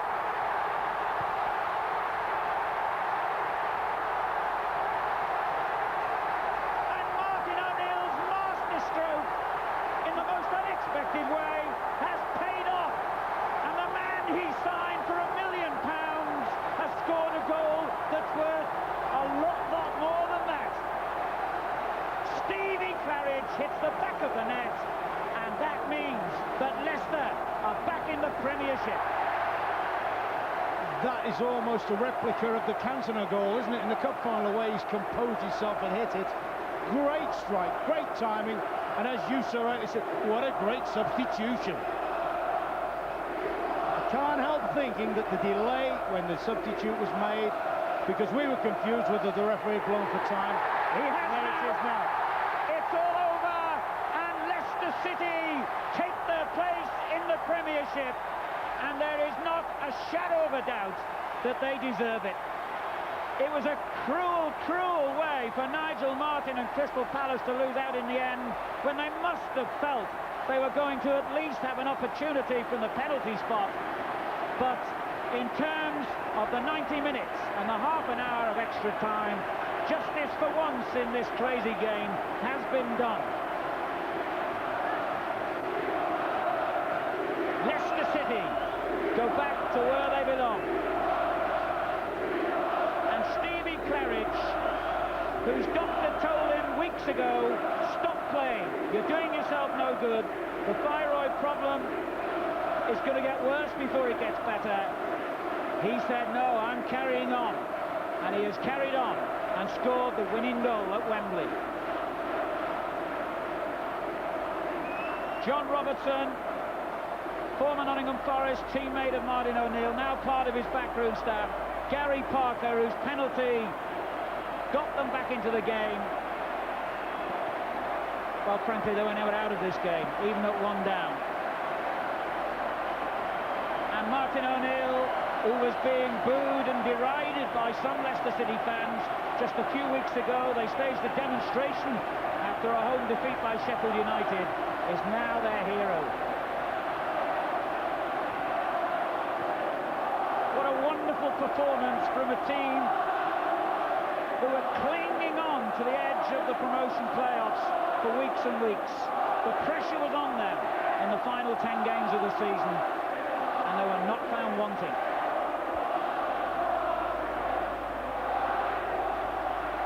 They were seconds away from the absolute Russian roulette way of deciding a football match from the penalty spot. But Claridge's goal made that unnecessary. Stevie Walsh, the captain, is down there now with Phil. Steve Walsh, have you ever been involved in a match like it? No, I can't believe it. That is frightening, absolutely frightening. You know, I thought we deserved the win. I thought we played a better football, and in the end, you know, we grinded it out again. One more game we needed, and we've done it. I can't believe it. Everybody was preparing for penalties, and then Stevie Claridge came up with that magnificent shot. Yeah, I mean, I think we all decided that it looked like penalties, but you never know with our team what we're going to do. Last-minute goal, unbelievable. What can you say? We've done it again. But over the 120 minutes, as you say, you fully deserved it. I think so, yeah. I really felt as though we pressured and pressured. We didn't quite get the rub of the green, and in the end, it showed. We got it. Even when you were 1-0 down, everything seemed to be going for you, apart from getting the goal that eventually came, and then it swayed your way. Yeah, that's right. Here's Steve Claridge. Let's bring Steve in. Stevie, what a way to end the season. Oh, it's just a perfect end. I thought, like, early John thought, oh, it'd be nice to get a goal, and I just forgot about it. The ball just sat up, and I've shinned it in, son. Oh, it's brilliant. You shinned it in? Oh, I think so. I don't know what it... I can't feel my legs are just cramping and everything, but oh, it's just a great feeling. I can't believe it. Best feeling in the world. You thoroughly deserved it over the 120 minutes, though, yeah? Yeah, we were a better side, definitely the better side. Went one down, had to get a result out of it, and that's been our season, back end of our season. It's what we've done all through. We've been up against it and managed to pull ourselves out of it. OK, Steve, Martin, thank you.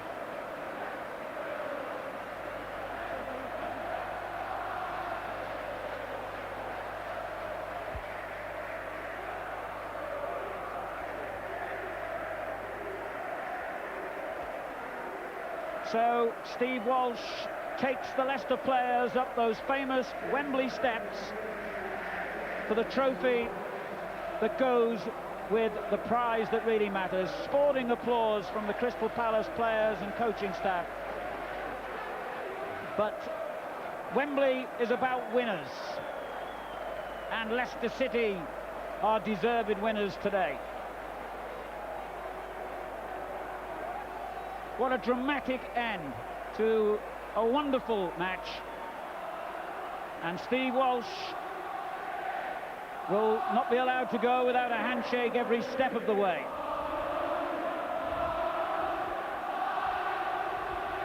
And Captain Fantastic, as they call him at Filbert Street, leads his players to receive the trophy, but more importantly than that, to receive a place back amongst the big boys. Michael Alcock, the managing director of Ensley Insurance, hands over the trophy, and listen to this noise. Some people may think that getting promotion through the playoffs is going through the back door, but I can't think of a manager in the land who wouldn't swap places with Martin O'Neill now. Leicester City have beaten Crystal Palace by 2-1, and it's they who will go into the Premiership next season. We'll be back in a moment.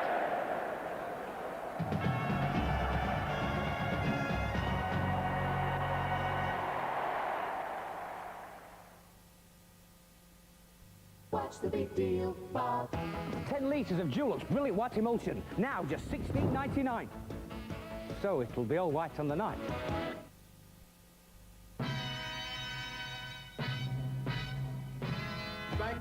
Flag was green. I called the police. I really did. We're trying to put a rule here, boys. Thanks a bunch. Why do you make me go out? Give a cop reserve, please.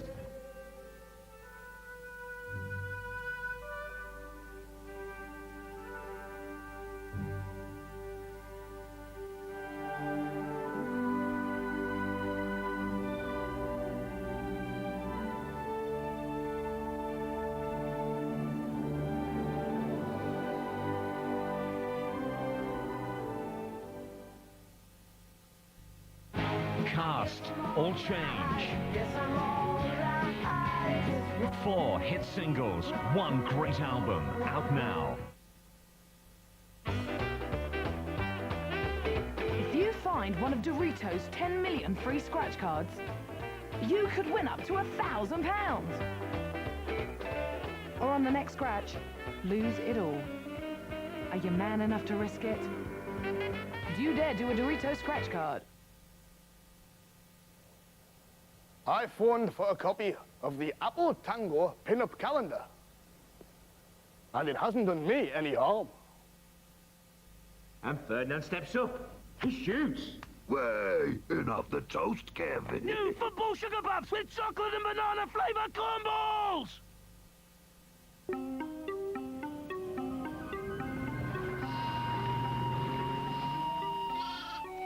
Ma'am, we understand you're in touch with people from the other side. Di!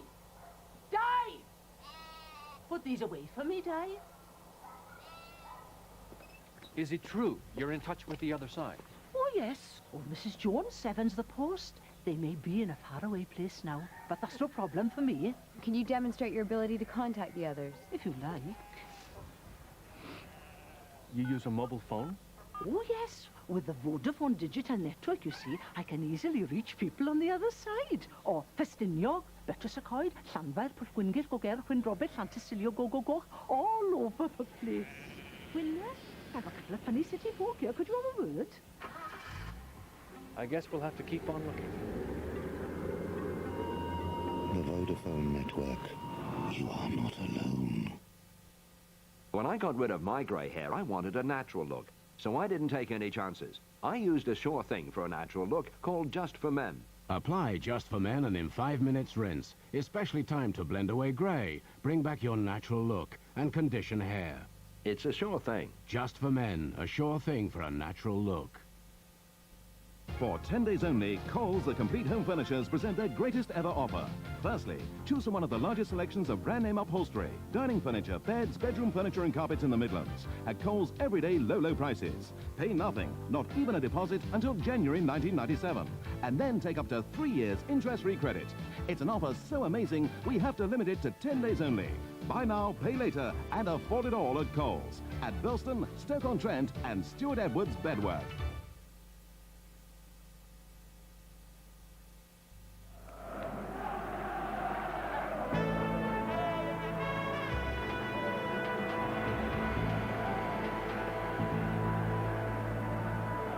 Oh, welcome back to Wembley Stadium. In the most dramatic style, Leicester City have made the Premiership. The 120th minute, Steve Claridge's goal winning it for them. But let's hear from their manager, Martin O'Neill.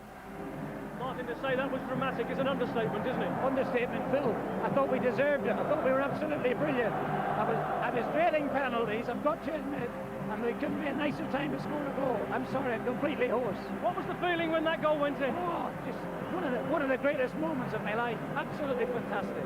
Hey, listen, he was brilliant. Gary Parker, man of the match. Congratulations. Thank you very much. You'll not throw any more tea around me, I know. All right, thank you very much indeed, lads. Dave Bassett, what are your conclusions? This can be a very, very cruel game indeed, can't it? Well, a bitter pill to swallow. I thought penalties were on the card. This happened to me 2 years ago, trying to stay in the Premier League, and now it's happened again. Perhaps we'd have lost in penalties, and whilst I wasn't pleased with the game, the way we played throughout the game, we could play better. Just after half-time, we had 2 great chances to get the second goal, and we made an error that gave the penalty away, but the players worked hard, and we've had to play with Tuttle injured for most of the game, and Simon Roger came on, got injured straight away, so we've played extra time with 10 men. So the players have done proud, they've worked hard, they've given their loss. We know we could have played better on the day, and sometimes football goes through you, and it's a bit of a cruel game, as you say, for that to happen. You know, we deserve penalties today, but I've learned to accept that football's never over till the referee blows the whistle, and this just goes to prove. I said fate takes a hand, and it did today. It wasn't on your side today? No, it wasn't on our side today, really, but you have to try and make things work for you, and you know, we're obviously disappointed. I'm disappointed because we want to get in the Premier League. The players will be, the fans will be. You know, we'll have a cloud hanging over us, and you know, understandably, the next few weeks won't be the best, but we've got to pick ourselves up and start off for the new season. Cheers, Dave. Thank you very much indeed. Pleasure.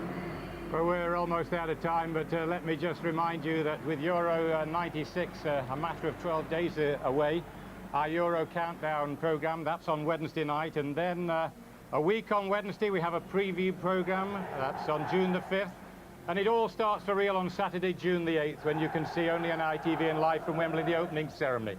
But Wembley today, well, Leicester City have played brilliantly, coming from a goal down to snatch victory in the closing seconds of extra time with a truly spectacular goal from Steve Claridge. It's bad luck Palace and Dave Bassett, who we just saw. It's well done Martin O'Neill and Leicester. They join Sunderland and Derby in the Premiership. Bye-bye for now.